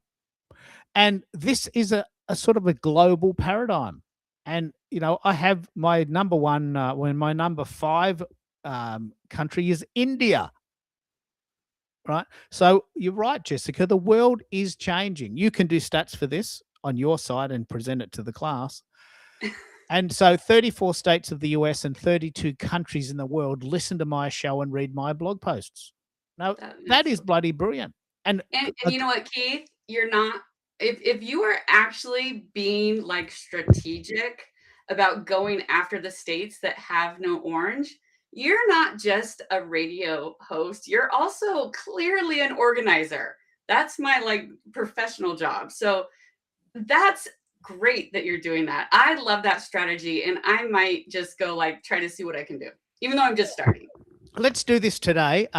You go, if you're on Substack, simply go to Substack Dashboard, Yeah. Audience, Stats, and you'll get this. Now, I want to pick up on this, and then I'm going to throw to Lachelle. What I do, I love this. Like I am so organized about this. On LinkedIn, you can actually send 1,000 invitations to your content, your show, your poll, your event per week. That's their limit. It's a legal limit, and I haven't been banned since November, so I must be doing something right. So what I do, to your point, Jessica, and let's play this game, I actually say, oh, look, I don't have any followers in Nevada. Let me send 100 invitations to Nevada.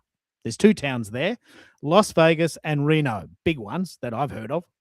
So I've got 50 followers on LinkedIn in Nevada. Send them 50 invites. I don't have any invites in Montana. I don't have any followers in Montana. And I don't even know what towns are in Montana. So I don't have any followers in Mississippi or Maine or Rhode Island or, West Virginia. And it's a lot of fun actually contacting people and saying, hey, look, sorry to be a bit of a bother, but are you on Substack? Just thought I'd say hello. This is a hell of a lot more interesting than saying, guess what? I've got an ebook and here's the link. And can you download that? Because I just wrote it. I'm pretty excited. Right. These, what do they call that, America? LinkedIn pitch slapping. Pitch slapping, yes. Yeah. So have you done these stats? Let's run the room on I'm this. pulling them up right now. I'm looking at them. It's really interesting. And what I'm thinking about is, I mean, I've said it so many times, I know, but I am just starting. I mean, I'm literally on like month 4 of doing this. I'm also thinking in terms of like, I'm in Washington State in America, in the United States, and like Oregon. I have friends in Oregon, and I don't have any followers in Oregon, so I could even just start with that. Yeah, I think stats are very important. I know this can be a bit of a boring subject, but I can't see the point of doing content if no one watches it. Yeah. I can't see the point of doing content if no one reads it. So every day I check this and I get a little bit of a buzz. I haven't done this because it's I just got an update today. I've now got followers in 35 states. Right, I got a follower in Hawaii today. Right, so cool. That's the little one right down the bottom. So which is covered by the graphic or so I haven't updated this, but that little dot, Hawaii, I've got a follower in Hawaii. I've got a sound for that. And we have a winner. So, it makes it fun. Suddenly content is not this drag. Oh, I got to do it. I got to do a blog post today because I got to do it. Like, it's not homework. It's supposed to be fun. And because it's fun, the shows are very engaging. And it picks up on my learning style. I love learning, but I don't like reading. And so I'm not stupid. I just don't like reading books. But I love learning things. And I found a way to learn things differently. What about you, America? Do you do the stats for school and Substack as well, or you're not as stat driven as me? Oh, I am very stat driven. But before we do that, we said we were going to take it to Lachelle. Why don't we let Lachelle say hello, or is she gone? Oh, thank you so much. I've completely forgotten. Lachelle, do you want to jump in? You're in Atlanta, Georgia. Georgia is in the top 5. There's another sound for that. And now for the top 5, Atlanta in with a bullet at 8%. Do you do stats, or are you as stat driven as us, or is this a nerdy thing? Is this a guy thing? No, I think stats are important. I'm not as disciplined with the stats as I should be. Especially now, it's kind of like, the year has ended for my children. And so, we're transitioning into summer.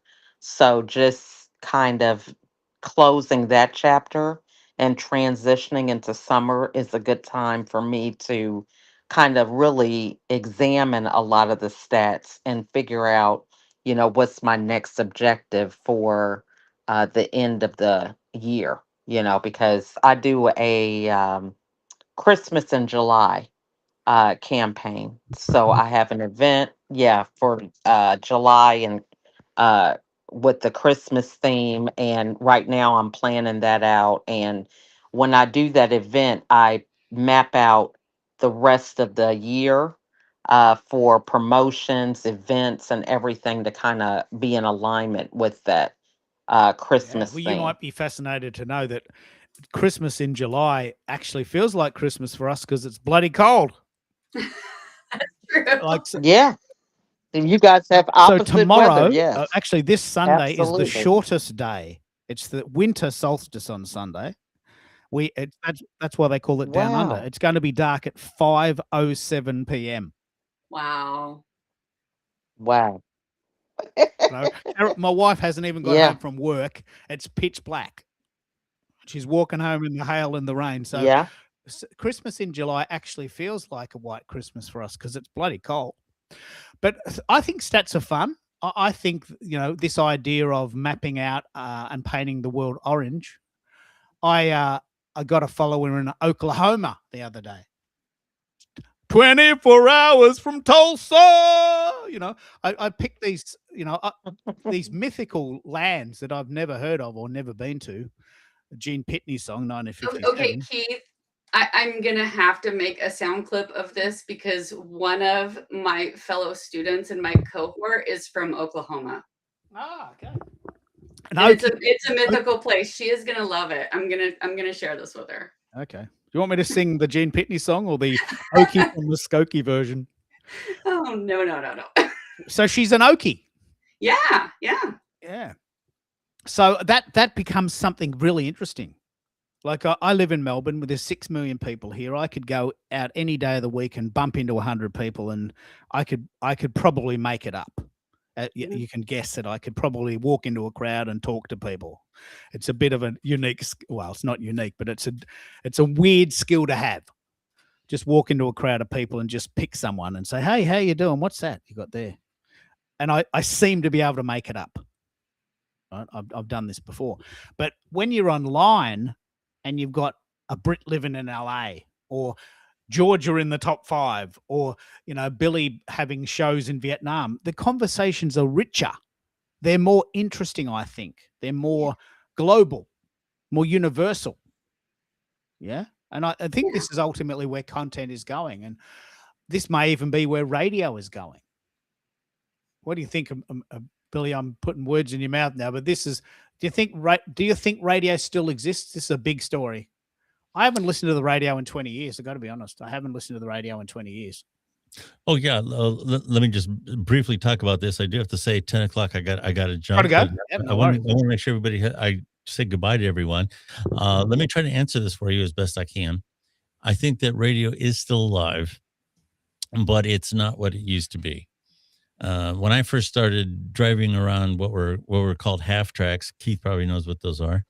To give to the radio stations to make cart machines. Mm. Um, Back in those days, radio was king. And you had talk radio that was an absolute monster. Back then in the United States, you had people like Howard Stern and Rush Limbaugh and all that were rising to fame. And the music, for the most part, was still governed by the radio stations and the personalities of the DJs. Here in northeastern Ohio, I'm actually from Canton, Ohio.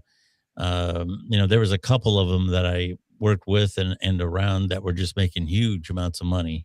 Back in the 1990s, they were just larger than life personalities. People listened to them to hear the latest hit songs in the morning on their way to work, and they listened to them to hear the latest celebrity gossip and all the jokes and all that stuff. It was a different time. Now music is very accessible. The latest hit song is as far away as the palm of your hand, and that aspect of radio has changed. So most of my friends that are still in the radio business have pivoted to being a part of the community. So you have radio stations now, local radio stations that are very much involved, let's say, in nonprofits. They're very much involved in any type of drive that's going to help the community, whether it be for the homeless, Mm. mental health awareness, all these other types of things, funding for schools. They're very much on top of that. That has become their niche. Now that people still listen to them for music, but they don't necessarily call in requests as much as they used to, because you can get your own request anytime you want, right in your hand.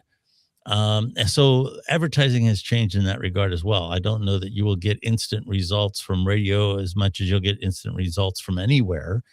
But I do think, because of the fact that, especially with morning drive still being alive, sports in the United States is still very big. And to a degree, talk radio in the afternoon is still very much alive.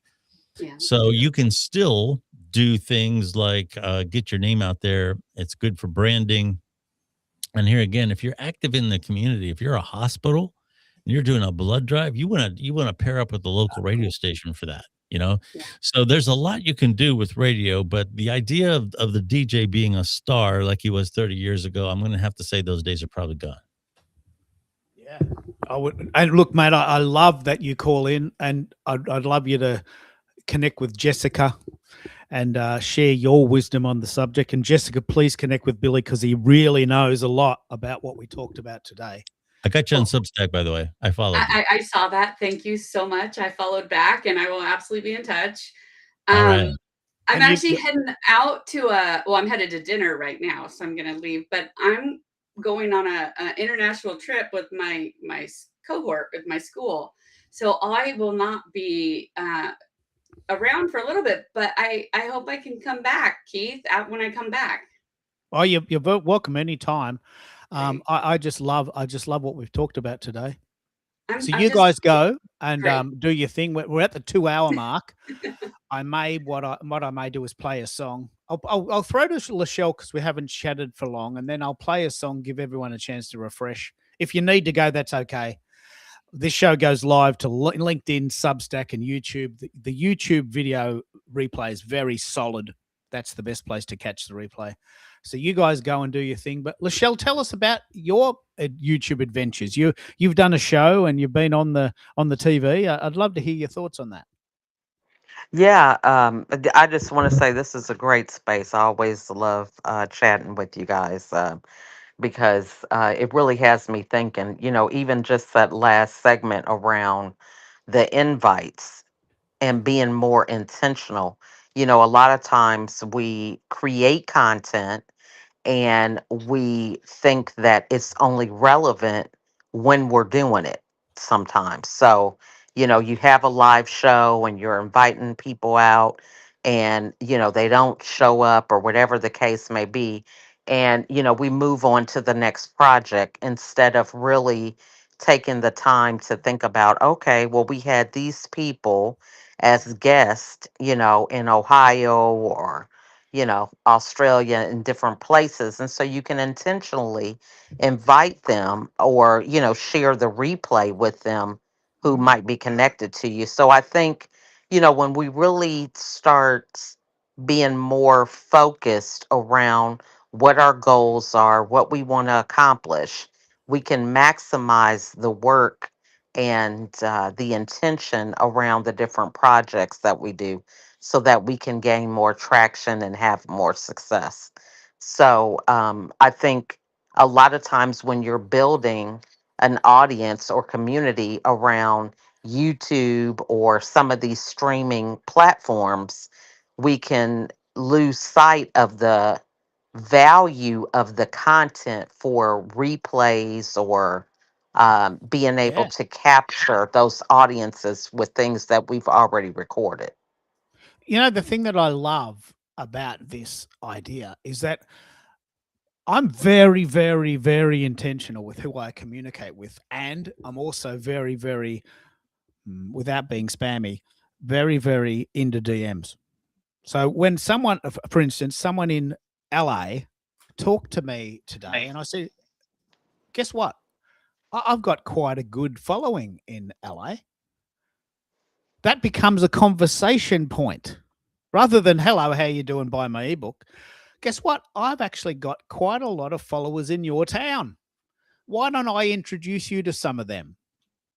That's fun for me. And you can speak specifically about this, Lachelle, because you met Bez as a result of this strategy, didn't you?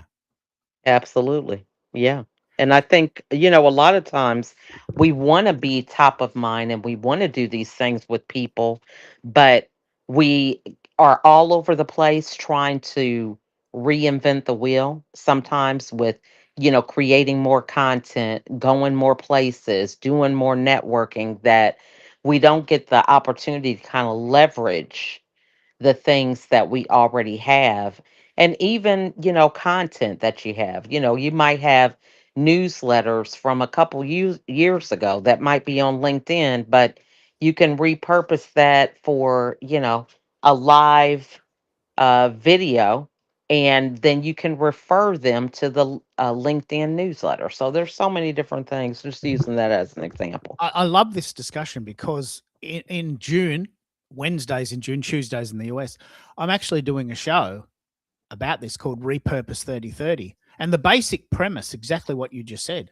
is what is your best performing content? Like you might be surprised, and a lot of people don't know. Like our friend Bez, he was going to come today. I said to him 2 weeks ago, mate, this is your homework. I want you to ask the question of yourself, what is your best performing content?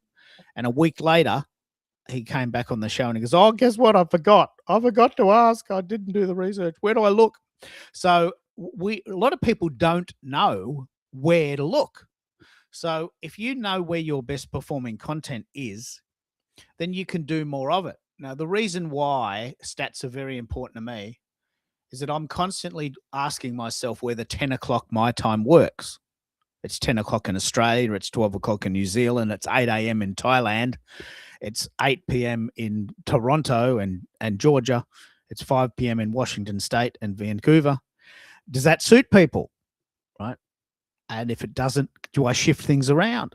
Do you do a lot of stats like this, Americo? And how do you promote your shows? I'd love to hear your thoughts on this. I do that whole LinkedIn thing, but do you do that? I do. Time zones are so important when you're trying to captivate a global audience, or if at the bare minimum, if you don't want to focus too much on a global audience, focus on bringing people who are relevant to those who are showing up. Last week, I had a guest, Owen. Owen is out in Ireland, and I knew it was important for me to focus on not only Ireland, but the European countries surrounding Ireland. And we had a fabulous, fabulous turnout in terms of registrations, but low participation live. And I'm sure it would have been worse had I gone out west, Pacific time zones and Central time. But I get to repurpose that, and I get to go through the DMs and check in with those who RSVP'd. Hey, I understand, perhaps it wasn't the best time, but you did register. Acknowledge the fact that they registered. So we pique their curiosity, invite them to visit the replay, but also invite them to your other channels. So you're not trying to sell them something. This isn't about selling. This is about building community. This is about finding intention behind why we want people to show up to these events. I love this. I think there's so much going on here that we could be forgiven for letting it go. But do you do some research into your best performing content, and do you rework it? Have you heard the phrase multimodalism, or did we just make that up? I do research. I am hearing multimodalism for the first time. It's a new concept. Well, the concept makes sense. I didn't know there was a word that defined it. But I do research to see what works best for me. And in fact, a year ago, if you look back at when I started and I went all in on live streaming, I tested out 4 different subject matters. I had LinkedIn literacy. I had a marketing segment. I had storytelling. And I have now what I call Your Stage, which is where the community concept was born from. And as time progressed, I started to realize that LinkedIn, very niche, and it isn't defining myself, my purpose, and the value that I wanted. We started off strong. We had good participation, and then it got very repetitive, and people just started to fizzle out. And then it dawned on me, it's like, all right, my plate is full. We know that we tried it, and we know that this is not our niche. LinkedIn, wonderful timing.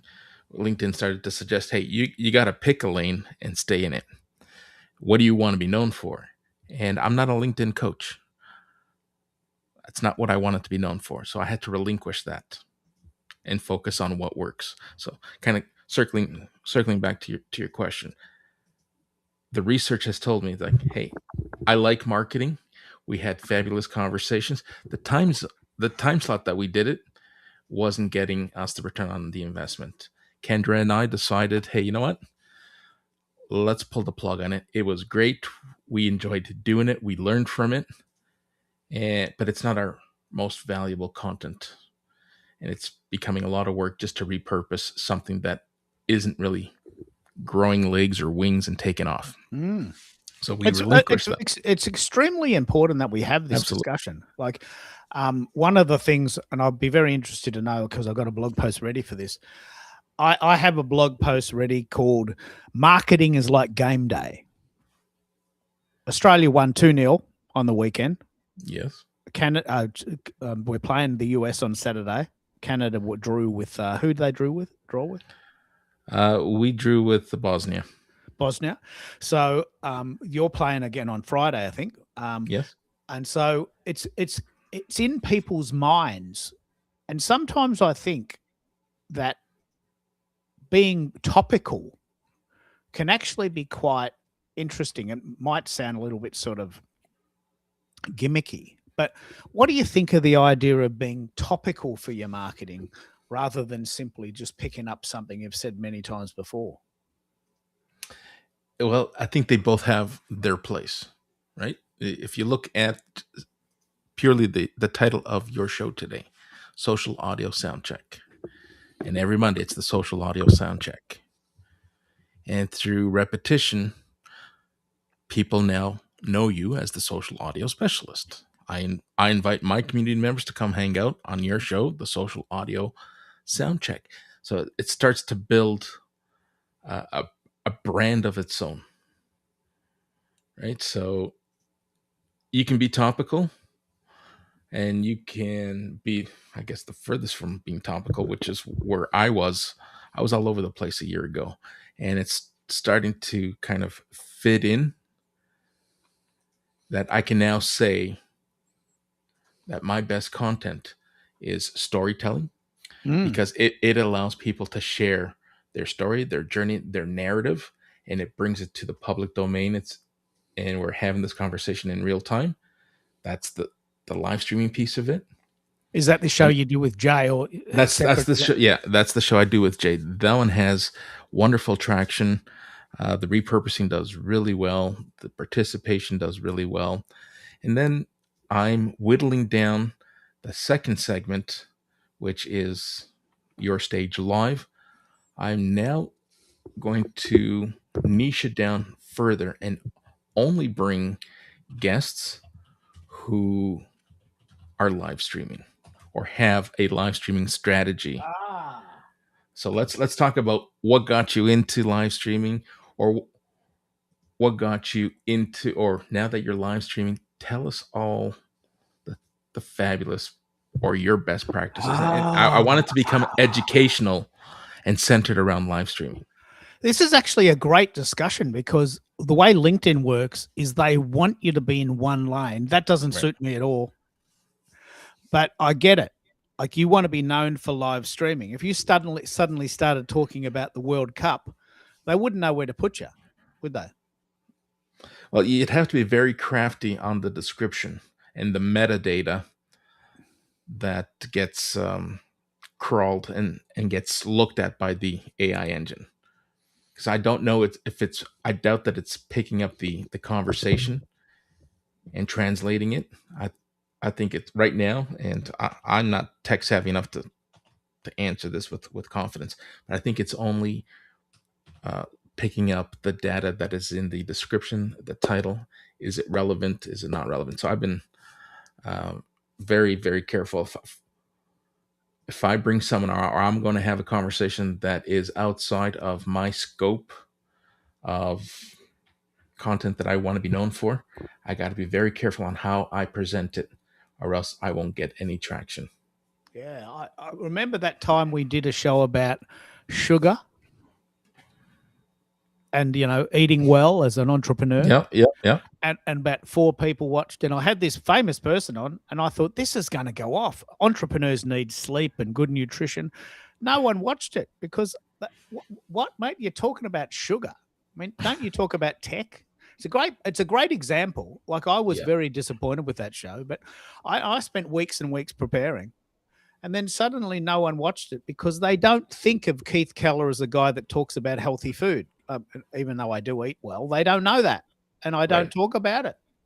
So what I might even play this out and do this blog post to see how it goes, because one of the strategies, which is almost the opposite of what LinkedIn wants you to do, is the idea of reaching further means that, okay, someone who loves soccer might also be suddenly thinking they want to do a podcast, but of course they don't think of it because they're watching the soccer.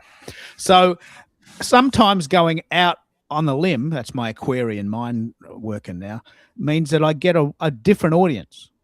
And some of those people are interesting, right?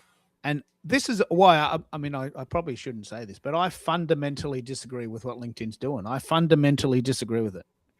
I am not going to be put in a box. I'm a guy who likes to talk about a lot of different things. And I'm very unhappy with that strategy. So much so that I almost never use LinkedIn anymore. Never. Only to sort of promote my show, but I never use it. And I'm not sure what other creatives have said. Are you finding you're getting some traction with LinkedIn? Are you getting some good results? Right now, and I don't know if it's experimental and if it'll go away again, LinkedIn introduced about a year ago a video feed, and everyone was up in arms that the feed was irrelevant. It was riddled with TikTok and Instagram style video. In fact, a lot of them still had the TikTok and Instagram. what ended up happening is they paused it, they got rid of it for a while, but they understand who their demographic, who their ideal member is. So they brought back the video feed. And let me tell you, I hate it because it's filled with irrelevant videos. So just a few months ago, I was told you need to pick a lane and you got to stay in it. And now I can't engage with relevant content because I keep getting this video feed sending me videos that have zero relevance. And it's so It's a double-edged it, sword. it is so frustrating. I spend most of my time clicking that 3 dot or hamburger menu and opting out. This is irrelevant. I don't want to follow. I don't want to see content from this creator. I don't stop suggesting stuff that has no relevance to me. When you yourself told me I need to be relevant in order to be visible. So It's So, geez, yeah. it's an interesting conversation because I'm a creative at heart, and ever since November, where I was banned 3 times, 5 times in a month, 5 times in a month, like more than once a week. Like that was the line in the sand. That was the moment that I shifted. I mean, I thought I'm doing these shows. I love doing them. People love watching them, and they come on the show and they love being part of it. And you're telling me I can't do it for 24 hours because I'm too excited, right? I just felt really angry, like really angry, and I thought I'm not going to be bound by that anymore. And so whenever I hear about the LinkedIn algorithm, my eyes just glaze over, and I said, "Well, if you want to do that, that's up to you, but I don't care." But So- here's the one thing, Keith. LinkedIn still has a tremendous amount of authority online. And from an SEO perspective, I get more notations coming from LinkedIn than anywhere else. So I'm apprehensive on turning my back on LinkedIn when it is serving me very well. Yeah, it does. Outside of LinkedIn, right? It's very good for SEO. This is great.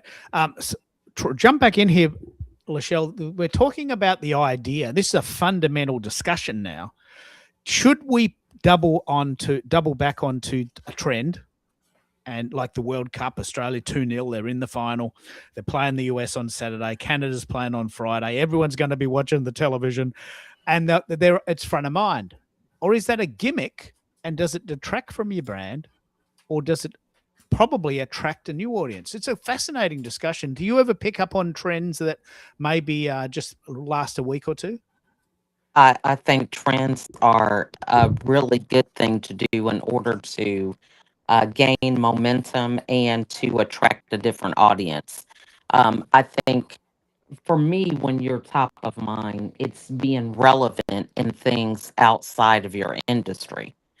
So yes, I would like for people to focus on TV or mental health, but when you can cross pollinate different things that may not be associated with your brand, I think that's important in order for you to continue to keep the momentum going and for people to start associating you with other things. I know I talk about mental health, but well, my brand is America's Supermom, so some people may not think initially about a lot of children. But I think when you do participate in these trends, it gives you the opportunity to add more variety to your brand and go a little deeper in some of the things that might be of interest.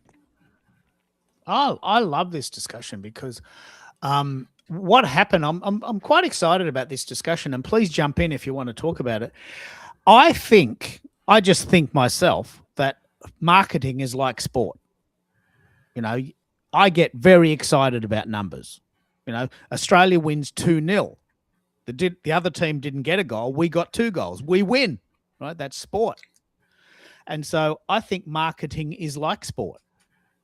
I get 25 views on my live show. I get 725 views on my blog post. Blogging wins, right? It's a game. And I just love playing the game. And it makes the process fun, and it probably makes my content more accessible to the average person. So I'm going to run this probably Thursday, just to see, because it's a major departure from my normal blog strategy, but it's very topical. Canada's playing this week. The US is playing Australia this week. Everyone I know is going to be watching it, and everyone will have an opinion on it. And then it's a chance to say, well, guess what? I'm doing a show about that. And if you want to come, why don't you come? I might get some new listeners. It's a bit of a gimmick, but it's a strategy that keeps it current, doesn't it? Would you agree, Lachelle? Oh, we lost Lachelle. Oh yeah, but you don't think that you'd rather you like the idea that LinkedIn made you stay in your lane? You actually quite agree with that idea?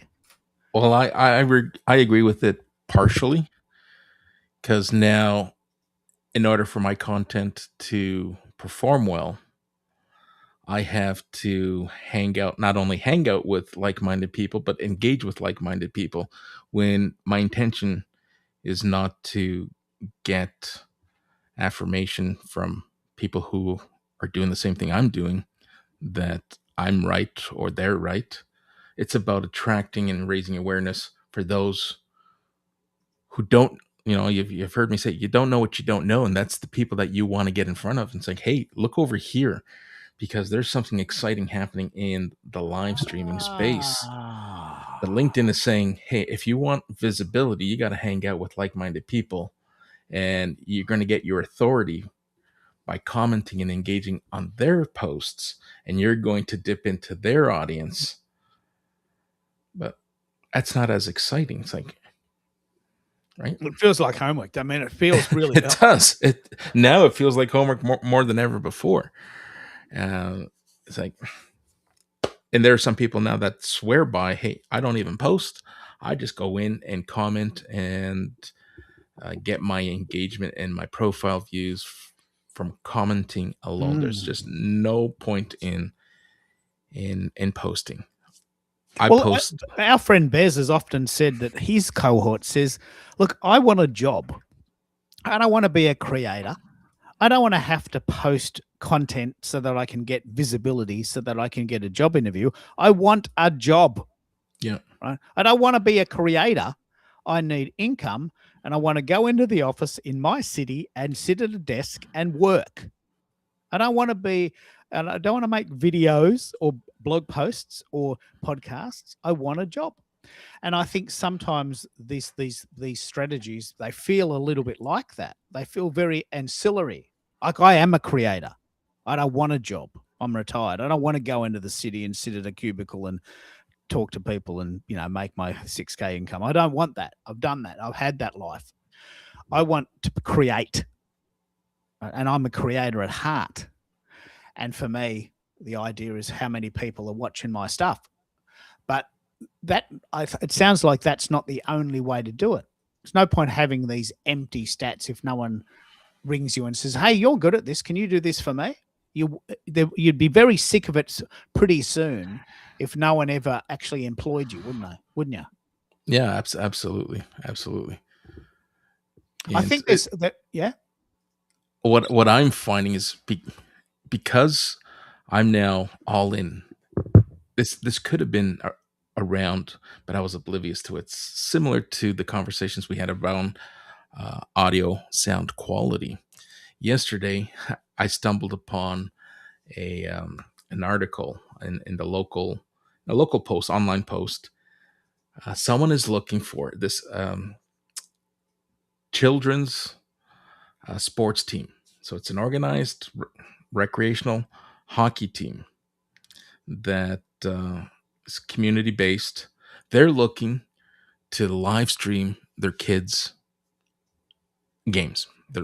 They want parents who are unable to attend to be able to watch as if they were watching their children play on television. So live streaming has created this whole immersive experience, and the tech now allows for people to do this. You know what? Mom's getting dinner ready. She can't go to the arena while dad is taking his son to go play community sports. But mom can now watch and listen while she's getting dinner ready. And this is a real life example that I can probably turn into a piece of content. Hey, here's what live streaming can do. It's not just a sales presentation. It's not just people coming together talking about tech. This is how it can be used in day-to-day life. I love this discussion because it actually fits in with what Lachelle's doing. This idea of not being able to go to the game and this new paradigm for content, Lachelle, it's enormous, isn't it? Like we have the ability now to multi-stream or multi-task our content. If you, a good example is going to the game, but how does that relate to your show? I've been meaning to dig into it. Are you now having your own show, or have you been on several shows? I just want to pick up on what you're doing there. Yeah, so I actually have my own show and it's filmed and in a seasonal format. So I have like 6 to 8 episodes in a season. I have 3 seasons of a show that is on the Zandra TV network and Roku and Amazon. And then I have a channel that allows content creators to put their content on the network so that they can begin to monetize it outside of chasing the algorithm requirements for YouTube or Facebook or some of Mm. these other platforms. Yeah. This, So this is really fascinating because a friend of Americo's, Karen, does this too, doesn't she? Do you want to pick up on that? I don't know if you know Karen. She'd be a very good guest for you, or at least a colleague. now you've been on her show before, right? I haven't been on Karen's show. Karen popped in a couple of weeks back. She's in my school community. She hosts a school community of her own. It's called Blooming Blooming Stream TV, and she does the same thing. And she helps people either get their own channels or participate in channels by having their content uploaded to. I really haven't wrapped my head around the whole streaming TV paradigm, but she's adamant that we are great collaborating partners because she runs into a lot of people who want to either invest in a channel but just aren't ready. Yeah. Um, And be and more they, affordable too, wouldn't it? Be more affordable for the average person than advertising on the big Hmm. networks, wouldn't it? Yeah, yeah, and I mean, that's the thing. A lot of people underestimate the value that you have. If you're going to be doing ads on Facebook or LinkedIn or some of these other platforms, why not invest in your own content and be able to create whatever sponsorships or uh, collaborations with businesses or organizations on your own? And not have to jump through the hoops so TV is a great platform because, you can set it and forget it, right? It's like when you're repurposing things, you just have to have the right vehicle and you can put it up and it can work for you in your sleep. I mean, yes, it's a great tool to have social media, but I tell people all the time if the Yeah. platform is free, then you're the commodity. Okay. So they're getting something from you by it being free. So we neglect to remember that. Let me just pick up on this. So you pre-record the show in a studio, and then that file goes to several channels, which then plays it later. Absolutely. Hmm. So that is genius. Would it work on an online format, or do you think it works better in a studio where it looks like daytime television? I like the studio format because I'm not very savvy with, the other elements that go into a finished product when it comes Mm. to TV. I'm not into the editing, the even recording with the different cameras, the lighting. That's just not my thing. But if you give me a microphone, I can run my mouth. right? Ah, So I feel yeah. like, for that type of quality with shows, because it's important to have that quality if you want to have sponsors and people purchase Ah, of course. commercials Yeah. around your content. Yeah, but there's got to be a level of discipline as well, I would imagine, because if you book or buy or purchase a block of time, or you sell or and advertise a block of time, you have to start on time and end on time. Keith Keller cannot show up for the 10 to 11 o'clock slot when he speaks from 10 till 2, Yeah. right? Hmm. So he's got to, if he's recording, he's got to get that 5 hour show edited to under 60 minutes or less than that if you want to insert advertising. It's so good. It's so good. Oh, daddy. Uh, as it relates to what you're doing, Americo, have you ever considered doing an in-person sit on the couch show? Have I considered doing, if I turned on my camera, you would see that I'm slowly starting to build that atmosphere here Mm. in the room. I have a couch. I have, you're an audio space only, so I will send you a picture of what we're building here Mm. so that you could see. But yes, there's a couch now in here, and here, let me take a picture and I'll send it over to you. Yeah, that's very cool. I think, especially when and I haven't got a song about this, but the idea of multimodal, I'll create another word. It's so hard to say. Multimodalism. I love audio, but I'm also starting to quite enjoy writing, and that covers off on 50%. Some 25% like to hear, 25% like to read. What I haven't done is I haven't captured the video market because I don't particularly want to go down that path. But we know for sure people want to consume it. So the idea of sitting on a couch and having a chat and then turning that up and putting it on other channels. Substack TV, for instance, which I don't know much about, Substack has its own TV channel now. This is exactly what you're talking about, Lachelle. Big companies are starting to add these components because they realize that this is what people want.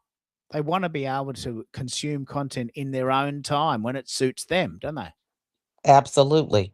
And, it's really pretty much the whole thing of on their own terms. On demand, pause it, play it. I mean, there's so many nuances to it that, um, this is one of the things that for small business owners, that's one of the things that we really promote with the network is it allows you to get in front of a larger audience on their terms. So it's coming together and providing whatever value it is that you have on their terms and really being able to stay top of mind with that. Everybody has a phone. And this is just the thing now where people are consuming content on the phones, iPads, computers. And so, Mm, it's all about being in a format to where you can capitalize on that. And even sometimes in different, since we've been on this call, I've been on my computer, I was on my phone, now I'm on my iPad. Okay. Because of the different feedback or whatever. I don't know of what's course. going on. But so I Do feel they have like, stats? I mean, one of the things I would imagine if I was going to spend, I'll give you, I did quite a lot of research on this. If you want to do an ad on the TV during a morning show, it's $4,000 for 4 minutes. You get those little snippets. $4,000 for 4 minutes. You get a copy of the video, and it goes live on the TV that day. That was the quote that I got when I was doing this.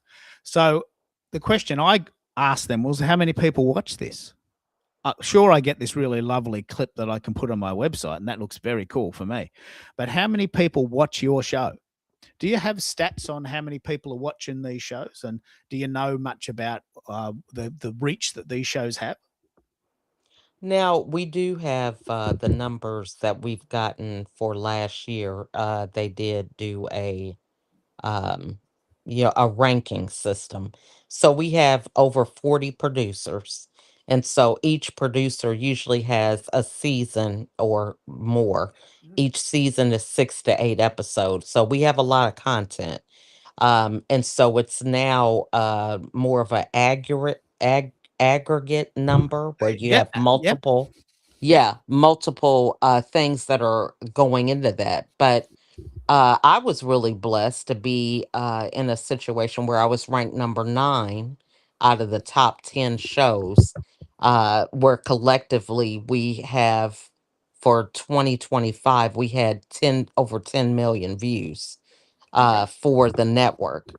So we're growing. We're not up there with a lot of the major networks, but it's a work in progress. It's like anything. I tell people, we sometimes forget to move our goalposts when it comes to different things that we're working on. So let's say if I'm an author, I focus on getting the book done, but then I forget that Yep. nobody's going to know about this book if I don't, you know, think about the marketing, how am I going to promote it, because it just doesn't stop when the book is done. It actually is when everything begins. And so it's the same thing with a lot of our content, which is why I appreciate your focus on repurposing, because we put a lot of time and effort into creating something, and then we let it just fizzle because it doesn't produce what we want it to produce sometimes in real time. But I, anything could happen, I love what you're Peop- saying.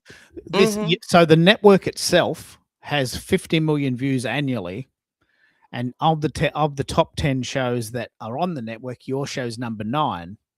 So Mhm. these are the sorts of stats that I would ask if I was going to advertise on your show. Okay, how many people are going to see that ad, and how much money is it going to cost me to have that ad?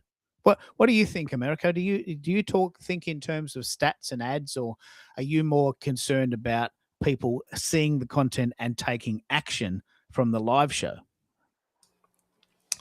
Well, you can't leave action exclusively to those who show up or those who watch your content.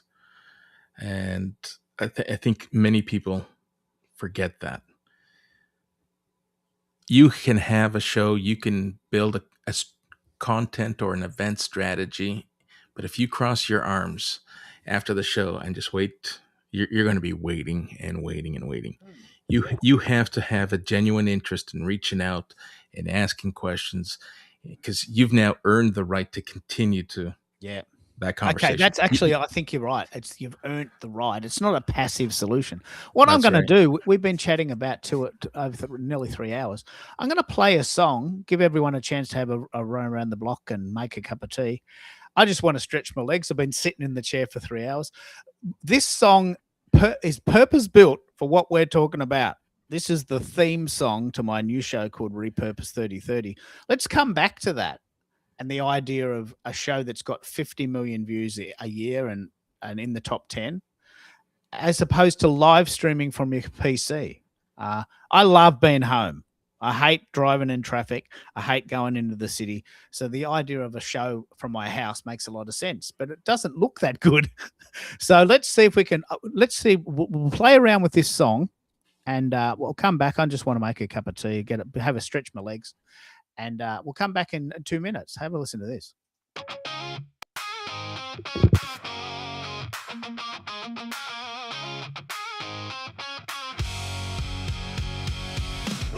Repurpose 3030. Every channel, every screen. From a moment to a movement. Make your content evergreen. Yeah. Got a post from last year still hitting like gold. Buried in the feed, but the story's still bold. Turn it to a video, spin it to a show. Same idea, new life, watch it overflow. Why start over when you already know there's a spark in the archive ready to glow? Repurpose 3030. Every channel, every screen. From a moment to a movement.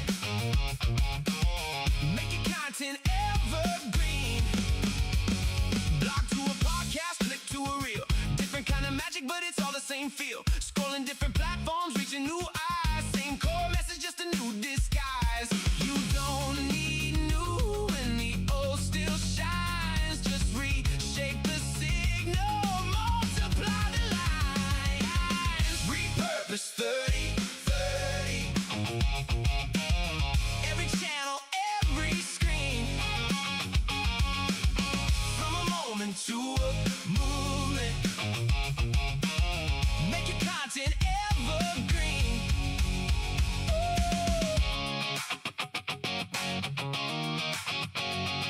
Eh, eh, eh. 30 days, let it amplify. Take one spark, let it multiply. See your dreams in the midnight glow. Watch your whole world start to grow. Different voices, same heartbeat. Different channels, one repeat. You're not starting from zero again. You're just playing it smarter, my friend. Repurpose 30, 30. Every channel, every screen. From a moment to a movement. Hey! Make your content evergreen. Repurpose 30, 30. Every channel, every screen. From a moment to a movement. Make your content evergreen.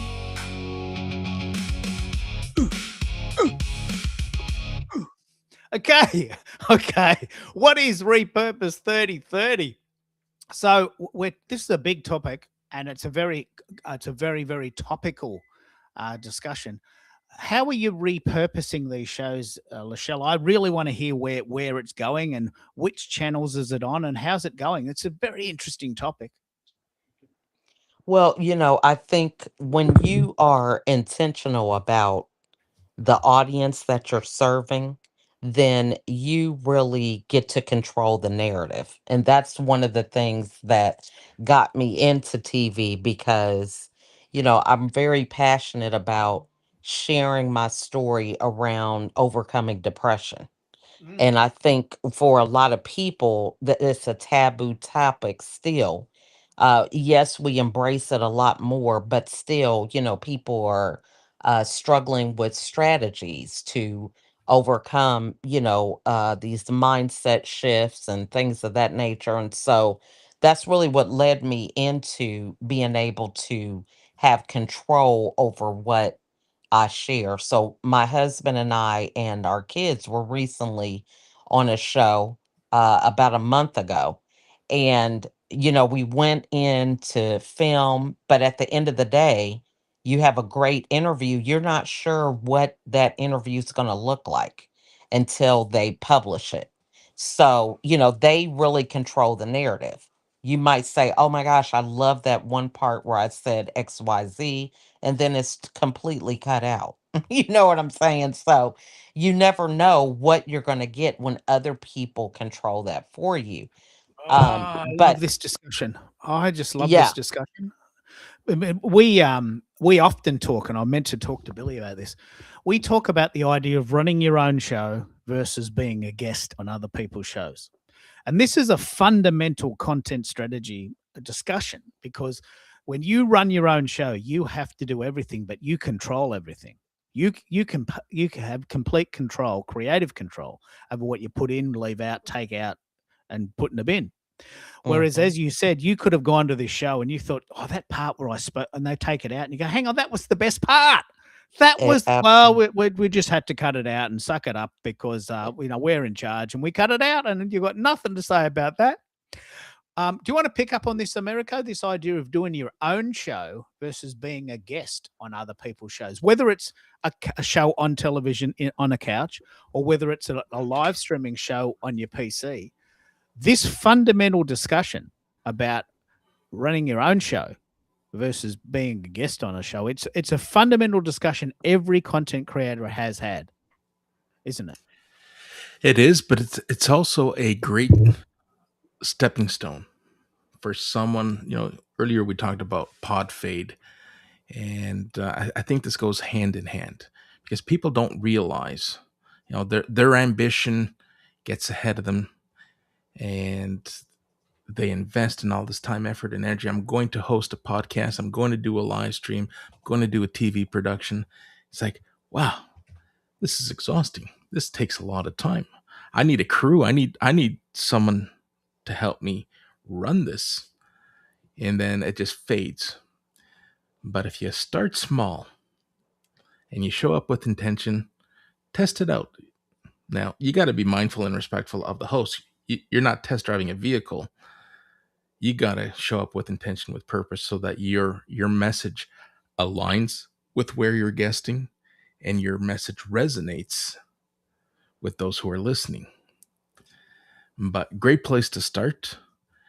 And I assure anyone who starts by guesting, they will do one of two things. They will either love and say, you know what, we're going to stick to guesting because it works. It gives me the visibility that I need. Or they're going to say, you know what, this is worth investing more time and resources to do it ourselves because I recognize the return on the investment that I've made as a guest.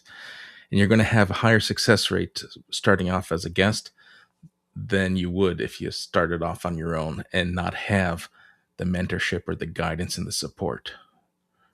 Yeah, they're both good. Totally agree with that because we're very ambitious, but then we don't have the infrastructure to support our ambition. So when you start out as a guest, you're curating an audience and really clarifying what your message is, and so as you do that over time, you are helping to build and get your visibility so that as you share your message, more people will know about you. And it's no different than saying, "Hey, I'm going to start a YouTube channel. I think I have the greatest topic." You get all these videos and 5 people see them. You know what I'm saying? Because you may not have that community aspect because you have to have both. You can't just be out here speaking in a silo to yourself. You have to be connected to the right audience, but that also is a whole other topic that we can dive into around marketing and promoting because there's this element of not feeling like you are being uh, an ego driven around promoting yourself. People have to kind of deal with that. So a lot of people are the best kept secret. How many people record on shows and it's like, oh, Sally, I didn't know you were on that show. Yeah, I was on there last month. Well, how come you didn't tell me? Well, I didn't even think about it. And, it's because, we go through the whole nerves of, oh my gosh, I'm going to be a guest and making sure we're saying whatever we're supposed to be saying. That the whole aspect of promoting it and letting everybody know, that's something that kind of falls to the wayside. And here's another thing that's important, and it's an adjacent topic. It's also okay to say no. Like if Mhm. you're invited to guest, and if something doesn't align, or if you're invited to participate in something that doesn't align with you, it's okay to say no. Mhm. It's a lot worse than showing up and either making a complete mess of your personal brand. It's like, wow, that just did not fit. That was a complete square peg being forced into that round hole. I just want to assure people that it's okay to turn it down. And I hear a lot of people say never turn down a guesting opportunity.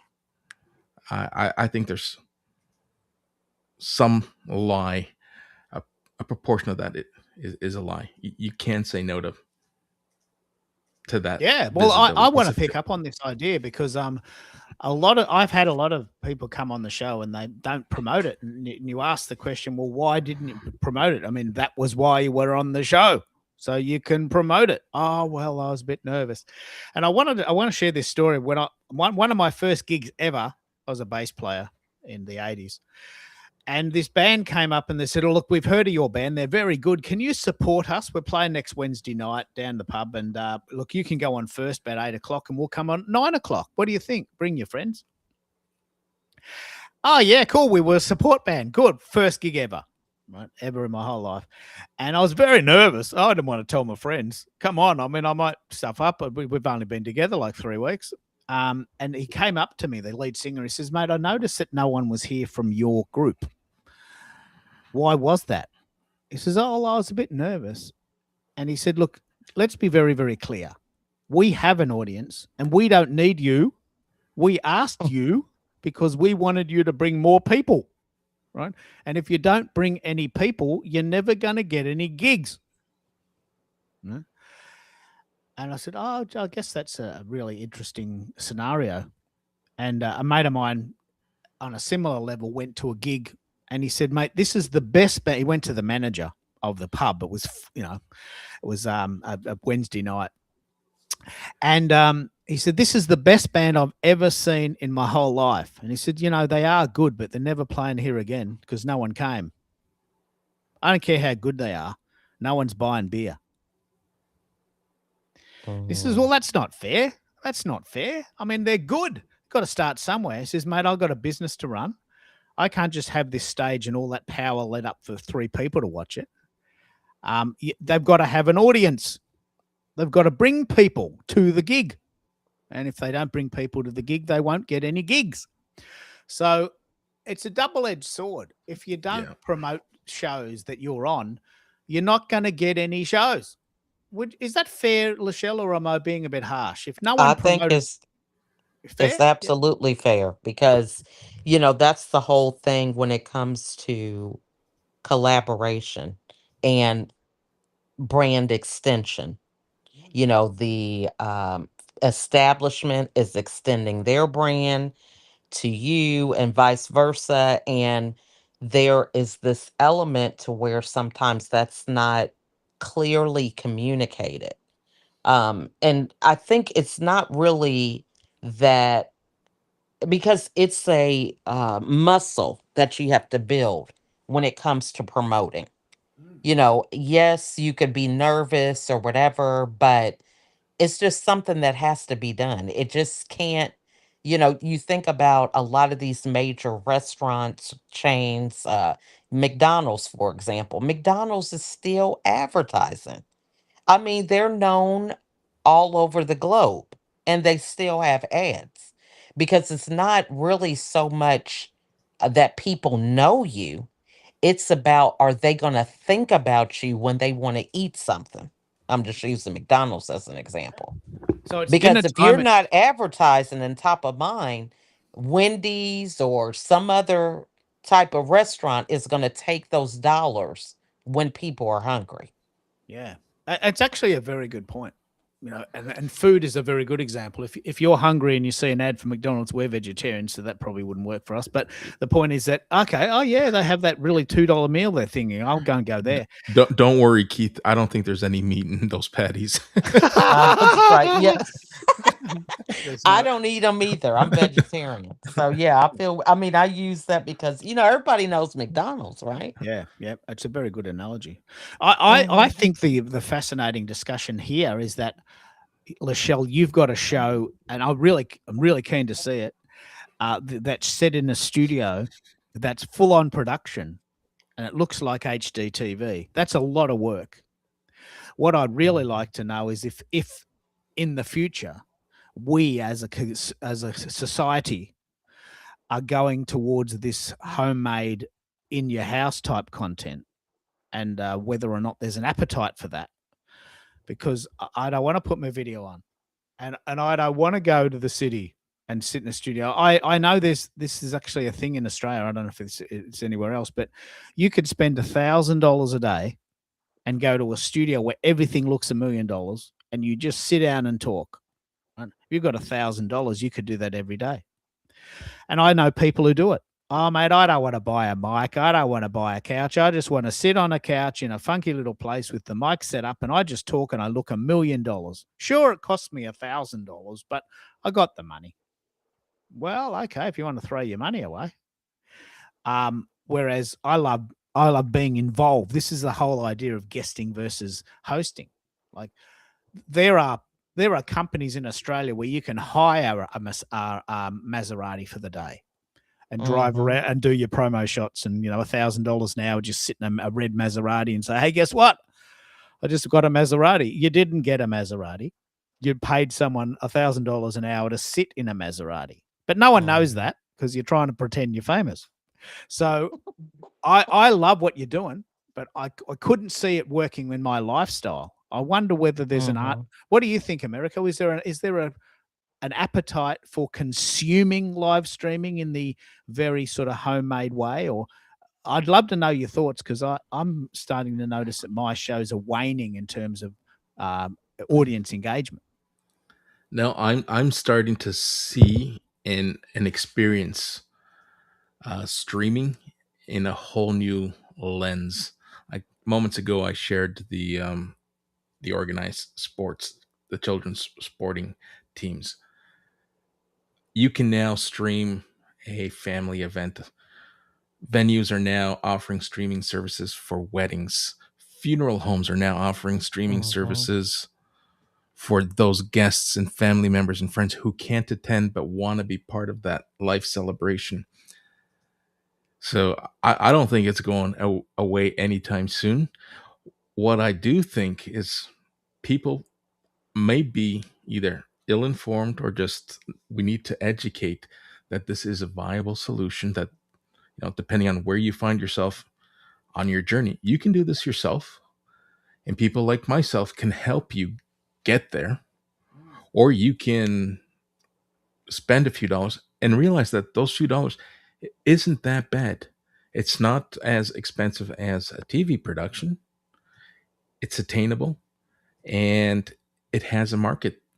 Content is shifting to authentic, human, real life engagement. And people are starving for this kind of content because AI has just riddled us with, let's just say it for what it is, in some circumstances, garbage. Right? Can I ask you, Americo, what you think about live streaming versus pre-recording? What Lachelle is doing is very clever in a way. She's pre-recording a very high-quality show and then taking that file and putting it in a number of places to be streamed later, possibly on demand, at a number of locations. How does that differ to, say, the idea of live streaming now? You've got to see it now to watch it. What would be the advantage of live streaming in that context? In terms of the outcome,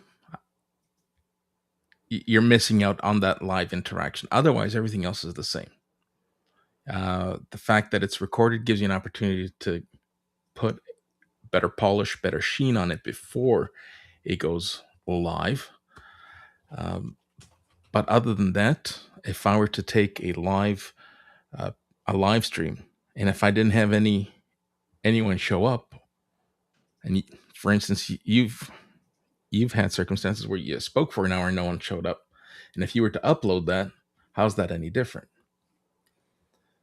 So the only thing that's being missed here is that live engagement. But if that's not what you're after, if that's not what your focus is, then what Lachelle's putting together has a market and will do really well when placed in front of the right audience. What do you think, Lachelle? Yep, you go. Yeah, I think you brought up a good point. I think it depends on your audience that you're serving, because there is the element that having community, and I do love opportunities to where people can be in real time with you.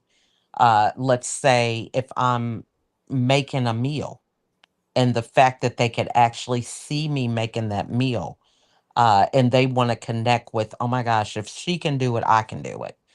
So I think it depends on the type of content that you're delivering, on which way that the people will consume it better. And I think that's important to consider. But again, it's how we promote it. You can take pre-recorded content and take a piece of it and turn it into a live conversation. We Yes. could take a clip of it and say, now let's talk about this. What is it like to have 15 kids? I'm just using that as an example. And then we take a clip of it and then we have a dialogue, which is a live show, live Q&A or something like that. So I think, again, here we are with this repurposing. It's really the sky is the limit. It's how connected and engaged are you with your audience to know what they may be interested in.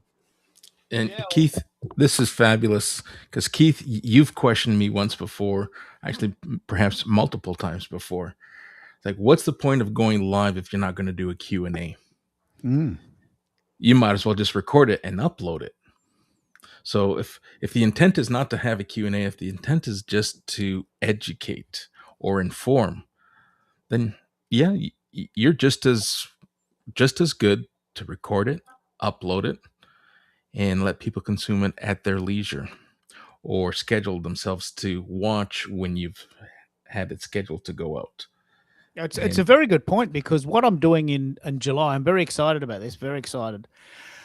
I'm going to have July off from doing the live shows, and 3 days a week, Monday, Tuesday, Wednesday for me, I'm going to allocate time to pre-record interviews with Substack, what's called Substack Studio. Now, I don't know how to use it yet, but I will work it out. And I'm going to directly compare the results, how it feels to me as a consumer, as a creator. And I think Substack Studio, in that context, if no one comes live or no one asks any questions, or you don't indeed allow people to ask questions, because I've been on shows of yours where people have said, look, I haven't got time to answer questions now. DM me and I'll answer them later. And I'm thinking, well, I just wasted an hour of my time waiting for question time, and now I have to contact you again. Come on, that's not fair. What about honoring the audience?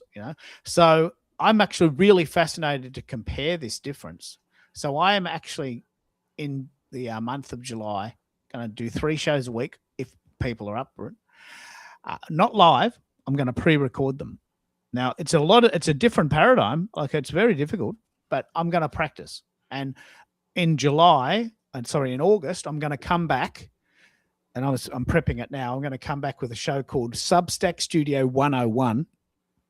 It'll be a live show that'll basically pull apart all of this research, because what you're doing there is fascinating, Lachelle.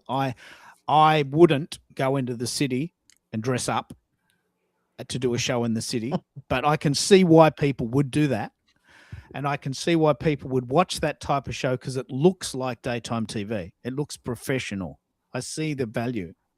What I love is the idea that I live an hour from the city, but I've got a little studio in the back of my house, and people from all over the world call in. That's my model, right? That's my model. I've actually had friends of mine who said, look, our show is in a studio, and if they don't live in Melbourne, they can't come. And I said, well, what about all those other people in the world that don't live in Melbourne that could be great guests? Well, they just miss out. What? You're not going to interview Lewis Howes because he's not in Melbourne? Yeah, well, he has to come to Melbourne. He has to come to Melbourne to go on my show. I'm thinking, that's a bit stupid. You got all these famous people all over the world. They could just zip in while they're in the car, or, that magical moment where they got 2 minutes and waiting for their latte. Like, look, Cyrus is not coming to Melbourne to come on my show. It was 2 a.m. in Manchester, UK. He's not coming. He's coming on my show because it suits him. But what I'm going to do, I want to compare this, because I'm fascinated by. I think Substack Studio has a lot of potential for those people, and it could even be a good segue into your community, because one of the ideas around live streaming is the nerves of going live. How do you address that, America? How do you get people ready for the nerves of going live? Well, for me, it's about giving peace of mind by sharing the stage. Right? I get people to, or I encourage people, hey, you get your reps in and do it with others. Do it with me. Let's and treat it like a Zoom call. Don't treat it like a live. And what I find, both times that I did a spotlight on a community member, they all ask, hey, can you give me some questions? Can you give me some, like, we're going to have a conversation. If I front load you with questions and a script and an agenda, you're going to be even more nervous because you're going to be so fixated on what you prepared for and what you rehearsed. And that's the furthest thing from where I want you to be when it comes to a good state of mind. I It want you to actually- it creates terrible content, doesn't it? it does. I want you to have a conversation with me, and that's all we're doing. It's like, all right, since you put it that way, it's like, all right, let's go and have a conversation. And if you don't like the outcome, at your request, I will delete it. And Yeah. no one's asked me to delete it. It's like, oh wow, that was pretty easy. You made me feel comfortable, and that's the reassurance I want people to have, is to know that it's okay. You might stumble, and I'll be there to pick you up and bring you back into your lane. Mm. Oh, it's so good that we've got so many different variations, and we learn from each other. What I might do, I might wrap it up now. I'm going to have some lunch, and tomorrow we've got the big show on restreaming, or repurposing. 765 views on the latest blog. I'm so excited about that. This show probably had 7 views, maybe 65, but I can guarantee you it didn't have 765 views. So I'm repurposing. I'm an example of my own strategy, if you like. I'm coming up. My next show I'm going to do is about, is marketing like game day? Is the idea of the World Cup a good idea to talk about the strategy? Like, marketing is a game. It's hard. It's work. It's difficult. It's a big team play. And I know a lot of people don't know much about that. So I'm actually going to really pull apart this idea of, is marketing just like game day? Even though it does sound a bit gimmicky, could be a bit of fun. So what I'm going to do is I'm going to finish the show with the original theme song, Social Audio Sound Check. First of all, I want to give you a chance to tell people how to find you. Where do we find you, Mariko, and what's the best link for you? Well, if we start with LinkedIn, you're going to find all the links there. Okay. But I'm spending most of my time on school.com. I host a school community called Your Stage Live, and I help 40 plus founders and startups build and create their live stream strategy, which includes not only the live streams, but the repurposing of that content ecosystem. Perfect. That's perfect. But then you can find you on LinkedIn. What about you, Lachelle? Well, thank you again for the opportunity. I've enjoyed this conversation. I'm taking some notes from what we shared. But they can find me on LinkedIn or Google. Just Google America Supermom, and you can America's find Super Mum. everything you need. That is your big brand, isn't it? That's great. So what we'll Yeah. do is, we've been chatting 3 hours. This will be a replay on YouTube. It's also I've got 110 blog posts on Substack now. So Oh. each time I do a show, it inspires me to write a blog post. My highest score is 880 views. I never, ever, ever get that with live streaming. Never. So it's a good idea to have a multimodal approach. So let's play that song. We'll check out, and we'll see you on the other side. Welcome to the Social Sound Check. Raise your voice and reconnect from every stream.